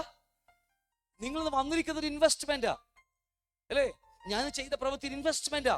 വരാനിക്ക് ലോകത്തിൽ അത് നേടാൻ വേണ്ടി വേറെ ഒരിടത്തും വരെ നമ്മൾ ഇൻവെസ്റ്റ് ചെയ്യുന്നത് ദൈവരാജ്യത്തിനകത്ത്, അല്ലേ. ജോലി തിരക്കുണ്ട്, കഷ്ടപ്പാടും ഒക്കെ നമുക്കറിയാം. അതെല്ലാം വിട്ട് ഇന്ന് നിങ്ങൾ ഇവിടെ വന്നിരിക്കുന്നുവെങ്കിൽ, ഞാനിവിടെ വന്നിരിക്കുന്നുവെങ്കിൽ, അല്ലേ, പാടുന്നവർ വന്നിരിക്കുന്നുവെങ്കിൽ ഇതൊരു ഇൻവെസ്റ്റ്മെന്റ്. ആ ഇൻവെസ്റ്റ്മെന്റ് അതിന് ഒടുക്കമുണ്ട്. അതിന്റെ വലിപ്പം നമ്മൾ ഇന്ന് കാണുന്നതല്ല. നമ്മൾ ചിന്തിച്ചാൽ പോലും ഒടുങ്ങാത്ത വലിപ്പമേറിയ പ്രതിഫലങ്ങളാ അതിന്റെ. എന്താ പറയുക, അല്ലേ, ഈ ഇൻഷുറൻസ് പറയുന്ന പോലെ അതിന്റെ പ്രോഫിറ്റ് അല്ലേ, അതിന്റെ പലിശയും കൂട്ടുപലിശയും കൂട്ടി ചേർന്ന് ഒരു ദിവസം ദൈവം നമുക്ക് തരും. അത് നശിക്കാത്തൊരു ഇൻവെസ്റ്റ്മെന്റ് ആയിരിക്കും. അതുകൊണ്ട് അതിലേക്കാണ് നമ്മളിപ്പോൾ തുടങ്ങി വെച്ചിരിക്കുന്നത്. കഥ നിങ്ങളെ സഹായിക്കട്ടെ. നമുക്ക് ദൈവത്തിന് ഒരു പാട്ട് പാടിയിട്ട് നമുക്ക് ദൈവത്തിന് മഹത്വം കൊടുക്കാം.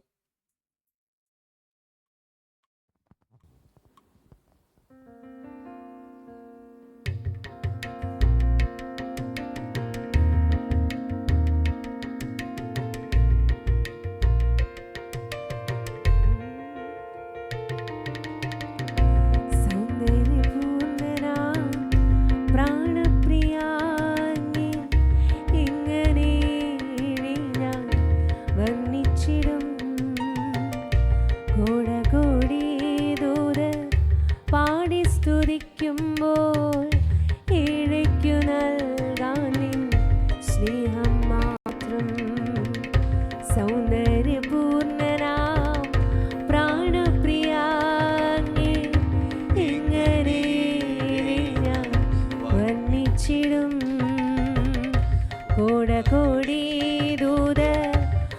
പാടി സ്തുതിക്കുമ്പോൾ ഏഴയ്ക്കു നൽകാൻ നിൻ സ്നേഹം മാത്രം. സൗന്ദര്യപൂർണൻ യേശു, സർവാംഗ സുന്ദരൻ യേശു, എന്നാദി പ്രേമം യേശു, എൻ ജീവകാരണൻ യേശു. സൗന്ദര്യപൂർണൻ സൗന്ദര്യപൂർണൻ യേശു, സർവാംഗ സുന്ദരൻ യേശു, എന്നാദി പ്രേമം യേശു, എൻ ജീവകാരണൻ യേശു. ഉലകത്തിലാരും ഇതുപോലെ എന്നെ അറിഞ്ഞതില്ലേ, തെല്ലും കനിഞ്ഞതില്ലേ. അഴകൊന്നുമില്ലാത്ത അർഹതയില്ലാത്ത എനിക്കായി തൻ ഉയിർ കൊടുത്തേ. ഉലകത്തിലാരും ഇതുപോലെ എന്നെ അറിഞ്ഞതില്ലേ, തെല്ലും കനിഞ്ഞതില്ലേ. അഴകൊന്നുമില്ലാത്ത അർഹതയില്ലാത്ത എനിക്കായി തൻ ഉയിർ കൊടുത്തേ. സൗന്ദര്യം യേശു, സർവാംഗ സുന്ദരൻ യേശു, എന്നാദി പ്രേമം യേശു, എൻ ജീവകാരണൻ യേശു. സൗന്ദര്യപൂർണൻ യേശു, സർവാംഗ സുന്ദരൻ യേശു, എന്നാദി പ്രേമം യേശു, എൻ ജീവകാരണൻ യേശു. കാൽവരി ക്രൂശിൽ തിരുനിണമെഴുതിയ പ്രണയകാവ്യം എൻ മനം കവർന്നേ. ജീവിതയാത്രയിൻ പാതകളിൽ നാഥൻ വചനപുഷ്പവുമായി കാത്തുനിന്നേ. കാൽവരി ക്രൂശിൽ തിരുനിണമെഴുതിയ പ്രണയകാവ്യം എൻ മനം കവർന്നേ. ജീവിതയാത്രയിൽ പാതകളിൽ നാഥൻ വചനപുഷ്പങ്ങളുമായി കാത്തുനിന്നേ. സൗന്ദര്യപൂർണൻ യേശു, സർവാംഗ സുന്ദരൻ യേശു, എന്നാദി പ്രേമം യേശു, എൻ ജീവകാരണൻ യേശു. സൗന്ദര്യപൂർണൻ യേശു, സർവാംഗ സുന്ദരൻ യേശു,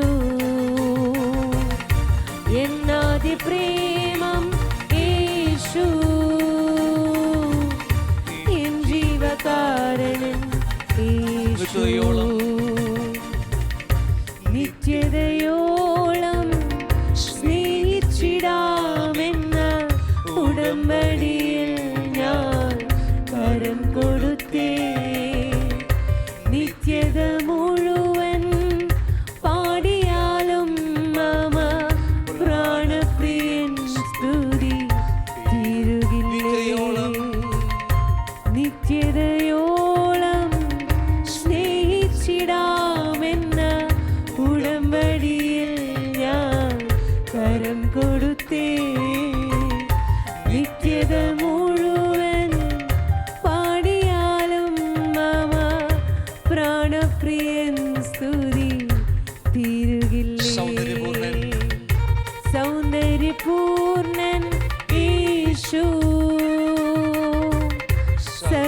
സർവസുന്ദരൻ യേശു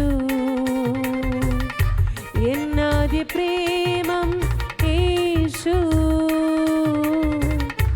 എൻ ജീവകാരണൻ യേശു സൗന്ദര്യപൂർണനാം പ്രാണപ്രിയാങ്ങി ഇങ്ങനെ ഞാൻ വർണ്ണിച്ചിടും പാടി സ്തുതിക്കുമ്പോൾ ഏഴയ്ക്കു നൽകാൻ നിൻ സ്നേഹം മാത്രം ഏഴയ്ക്കു നൽകാൻ നിൻ സ്നേഹം മാത്രം. ഹല്ലേലൂയ. നമ്മളൊന്ന് കേട്ട വചനങ്ങളെ അധികം ശ്രദ്ധയോടെ നമ്മുടെ ഹൃദയത്തിൽ കരുതേണ്ട ആവശ്യമുണ്ട്. ഈ കാലഘട്ടത്തിൽ കേൾക്കുവാൻ പറ്റാത്ത, ഈ കാലം പ്രസംഗിക്കാത്ത 1000 ആണ്ടിനെക്കുറിച്ചും കർത്തൻ്റെ വരവിനെക്കുറിച്ചും നിത്യതയെക്കുറിച്ചുമുള്ള ആ പ്രത്യാശയുടെ വചനങ്ങളാണ് നമ്മൾ കേട്ടുകൊണ്ടിരിക്കുന്നത്. പ്രിയരെ, നമ്മളിത് കേട്ടില്ലെങ്കിൽ നമ്മൾ വീണു പോകുവാൻ സാധ്യതയുണ്ട്. അറിയാമോ, യൂദായുടെ ലേഖനം അതിൻ്റെ 4-ാം വാക്യം ഇപ്രകാരം പറയുന്നുണ്ട്: ദൈവത്തിൻ്റെ കൃപയെ ദുഷ്കാമ വൃത്തിക്ക് ഹേതുവാക്കി. ഹല്ലേലൂയ. ദൈവത്തിൻ്റെ കൃപയെ ദുഷ്കാമ വൃത്തിക്ക് ഹേതുവാക്കുന്ന ചിലർ, നമ്മുടെ കർത്താവും രക്ഷിതാവുമായ യേശു ക്രിസ്തുവിനെ നിഷേധിക്കുന്ന ചിലർ നുഴഞ്ഞു വന്നിരിക്കുന്നു. ഹല്ലേലൂയ. ദൈവം തന്ന കൃപയെ ദുഷ്കാമവൃത്തി ലൈംഗഭാവം മാത്രമല്ല, ഈ ലോകത്തിൻ്റെ മോഹത്തിലേക്ക് നമ്മുടെ ഹൃദയങ്ങളെ പറിച്ച് നടുന്ന ഉപദേശകർ എഴുന്നേൽക്കുന്ന ഒരു കാലഘട്ടം ഇവിടെ വന്നിരിക്കുക. ഹല്ലേലൂയ. ദൈവത്തിൻ്റെ കൃപ നമ്മിൽ പകർന്നിരിക്കുന്നത് നമ്മളുടെ തിരഞ്ഞെടുപ്പിനും ആ നിത്യതയ്ക്കും വേണ്ടി മാത്രമാണ്. ഈ ലോകത്തിലെ എന്തെങ്കിലും പറ്റുമാനങ്ങളെ സ്വീകരിക്കുവാനോ അതിൽ മോഹിക്കുവാനോ അല്ല ദൈവത്തിൻ്റെ കൃപ. ഹല്ലേലൂയ. റോമർക്ക് ലേഖനം 5-ാം അധ്യായം 17-ാം വാക്യം പ്രകാരം പറയുന്നു: കൃപയുടെയും നീതിദാനത്തിൻ്റെയും സമൃദ്ധി ലഭിക്കുന്നവർ യേശു ക്രിസ്തു എന്ന ഏകം നിമിത്തം ജീവനിൽ, യേശുവിൻ്റെ ജീവനിൽ അധികമായി വാഴുവാനാ കർത്താവ് നമ്മെ ഈ കൃപ അധികമായി പകരുന്നത്. വളരെ ശ്രദ്ധയോടെ നമ്മുടെ സഭയിലും വരുവാനും നമ്മൾ ചിലപ്പോൾ കേൾക്കും, നുഴഞ്ഞു കയറുന്ന ചിലർ ഈ ലോകത്തിൻ്റെ മോഹങ്ങളിലേക്കും ഈ ലോകത്തിൻ്റെ ആഗ്രഹങ്ങളിലേക്കും നമ്മുടെ ഹൃദയത്തെ തിരിക്കുമെങ്കിൽ നമ്മൾ ഓർത്തോളം അത് നുഴഞ്ഞു കയറി വന്നിരിക്കുന്നവരാണ്. ഹല്ലേലൂയ. ഇന്ന് നമ്മൾ കേൾക്കുന്ന കാര്യങ്ങൾ 1000 ആണ്ടിനെക്കുറിച്ച്, പ്രത്യാശയെക്കുറിച്ച്, കർത്താവിൻ്റെ വരവിനെക്കുറിച്ച് അധികമായി കേട്ട് നമ്മൾ ഇന്ന് ക്ലാസ് പറഞ്ഞപ്പോൾ പറഞ്ഞു, എന്തിനാ ഇതെപ്പോഴും പറയുന്നതെന്ന്. എന്നാൽ ഇതെപ്പോഴും പറഞ്ഞാൽ മാത്രമേ എന്ത് ചെയ്യാൻ പറ്റുള്ളൂ? ആ പ്രത്യാശ നമ്മുടെ ഉള്ളിൽ നിറയുകയുള്ളൂ. അതിൻ്റെ മനോഹരത്വം കാണുവാൻ നമ്മുടെ ഹൃദയത്തിൽ അത് നിറയണം. ആ മനോഹരത്വം നമ്മുടെ ഹൃദയം നിറഞ്ഞില്ലെങ്കിൽ ഈ ലോകത്തിൻ്റെ മനോഹരത്വം നമ്മളെ കവർന്നു കളയും. അതിനുവേണ്ടി അഭക്തരായ നുഴഞ്ഞു വരുന്ന അനേകം കള്ള സഹോദരന്മാർ പുറത്തുണ്ട്. ഹല്ലേലൂയ. ഇത് നമ്മൾ ഈ ലോകത്തിൻ്റെ മോഹങ്ങൾ നമ്മുടെ ഹൃദയത്തെ പകരാതെ ആ നിത്യജീവനിലേക്ക് നമ്മുടെ ഹൃദയത്തെ ഉയർത്തുവാൻ ദൈവം നമ്മളെക്കുറിച്ച് ആഗ്രഹിക്കുക. എത്രത്തോളം ആഗ്രഹത്തോടെ കടന്നു വരുവാൻ ദൈവം നമ്മളെക്കുറിച്ച് ആഗ്രഹിക്കുന്നു. എത്ര ആഗ്രഹത്തോടെ ഈ നിത്യയുടെ ദർശനം നമ്മുടെ ഹൃദയം നിറയുവാൻ കർത്താവ് ആഗ്രഹിക്കുന്നു. കൈവിടപ്പെട്ടു പോകല്ലേ, മോഹങ്ങളിലേക്ക് വഴുതി പോകല്ലേ, ഈ ലോകത്തിൻ്റെ ചിന്തകളിലേക്ക് വഴുതി പോകുവാൻ അനുവദിക്കരുത്. നമുക്ക് പ്രാർത്ഥിച്ചുകൊണ്ട് നമ്മളെ കണ്ടുകളക്കാൻ പ്രാർത്ഥിക്കാം. പരിശുദ്ധനായ ദൈവമേ, സ്വർഗത്തിലെ നല്ല പിതാവേ, ഈ കാലഘട്ടം അത്ര ക്രൂഷ്യലാണെന്ന് ഞങ്ങൾ അറിയുന്ന കർത്താവേ. ഹല്ലേലൂയ. അഭക്തരായ ചില ആളുകൾ കുഴഞ്ഞു വന്നിട്ടുണ്ട്. എന്തിനു വേണ്ടി? ഞങ്ങളുടെ ഹൃദയങ്ങളെ ഈ ലോകത്തിലേക്ക് തിരിക്കുവാൻ, ഞങ്ങളുടെ ഉള്ളിലുള്ള ചില മോഹങ്ങളെ വർദ്ധിപ്പിച്ച് അത് ഈ ലോകത്തിലേക്ക് കെട്ടുവാനായിട്ട് വരുമ്പോൾ അവരെ തിരിച്ചറിയാനുള്ള കൃപ അടിയങ്ങളുടെ മേൽ പകരണമേ ഞങ്ങൾ പ്രാർത്ഥിക്കുന്നു. അതിൽ വീണു പോകാതിരിപ്പാൻ അടിയങ്ങളെ സഹായിക്കണമേ ഞങ്ങൾ പ്രാർത്ഥിക്കുന്നു. ഞങ്ങളുടെ ഹൃദയം ഉയരങ്ങളിൽ മാത്രം ചിന്തിക്കുവാൻ, ആ കർത്താവിൻ്റെ ജീവനിൽ അധികമായി വാഴുവാൻ അടിയങ്ങളെ സഹായിക്കണമേ ഞങ്ങൾ പ്രാർത്ഥിക്കുന്നു. കർത്താവെ, ഞങ്ങൾ അടിയങ്ങൾ ഐക്യമത്യപ്പെട്ട് കർത്താവും യേശു ക്രിസ്തുവിന്റെ പിതാവുമായ ദൈവത്തെ ഒരു മനസ്സോടെ മഹത്വീകരിക്കുവാൻ കൃപ നൽകണമെന്ന് ഞങ്ങൾ പ്രാർത്ഥിക്കുന്നു. കർത്താവേ, സ്ഥിരതയും ആശ്വാസവും നൽകുന്ന ദൈവം, കർത്താവായ യേശു ക്രിസ്തുവിന് അരിവുമായി ചിന്തിക്കുവാൻ, ഒരു മനസ്സോടെ ചിന്തിക്കുവാൻ ഞങ്ങൾ കൃപ നൽകി പ്രാർത്ഥിക്കുന്നു. കർത്താവേ, കർത്താവായ യേശു ക്രിസ്തു പിതാവിന്റെ മഹത്വത്തിനായി അടിയങ്ങളെ കൈക്കൊണ്ടതുപോലെ ഞങ്ങൾക്ക് അന്യോന്യം കൈക്കൊള്ളുവാൻ, അന്യോന്യം സ്നേഹിക്കുവാൻ, അന്യോന്യം കരുതുവാൻ, അന്യോന്യം പ്രബോധിപ്പിക്കുവാൻ പരിശുദ്ധാത്മാവിനാൽ കൃപ നൽകണമെന്ന് ഞങ്ങൾ പ്രാർത്ഥിക്കുന്നു. അങ്ങനെ ഞങ്ങൾ വീണു പോകാതെ കർത്താവിന് വരവെങ്കിൽ എടുക്കപ്പെടുവാൻ ഒരു മനസ്സോടെ ഐക്യമത്തോടെ നിൽപ്പാൻ തക്കവണ്ണം, വിശുദ്ധിയോടെ നിൽപ്പാൻ തക്കവണ്ണം ഞങ്ങളെ സഹായിക്കണമേ ഞങ്ങൾ പ്രാർത്ഥിക്കുന്നപ്പാ. പ്രാർത്ഥന കൃപക്കായി നന്ദി. യേശു ക്രിസ്തുവിൻ നാമത്തിൽ തന്നെ ആമേൻ. നമുക്ക് ആശീർവാദം നടക്കാം. പിതാവായ ദൈവത്തിന്റെ സ്നേഹവും പുത്രനായ യേശു ക്രിസ്തുവിന്റെ കൃപയും വഴി നടത്തുന്ന പരിശുദ്ധാത്മാവിന്റെ സംസർഗവും കൂട്ടായ്മയും എന്നും എന്നേക്കും കർത്താവിന് വരവോരെ നമ്മളെല്ലാവരും ഉണ്ടായിരിക്കുമാറാകട്ടെ. കർത്താവായ യേശു ക്രിസ്തു വഴി ജയന്തര ദൈവത്തിന് ഹല്ലേലൂയ പാടാം. Hallelujah, hallelujah, hallelujah. കർത്താവായ യേശുവേ, വേഗം വരണമേ. ആമേൻ.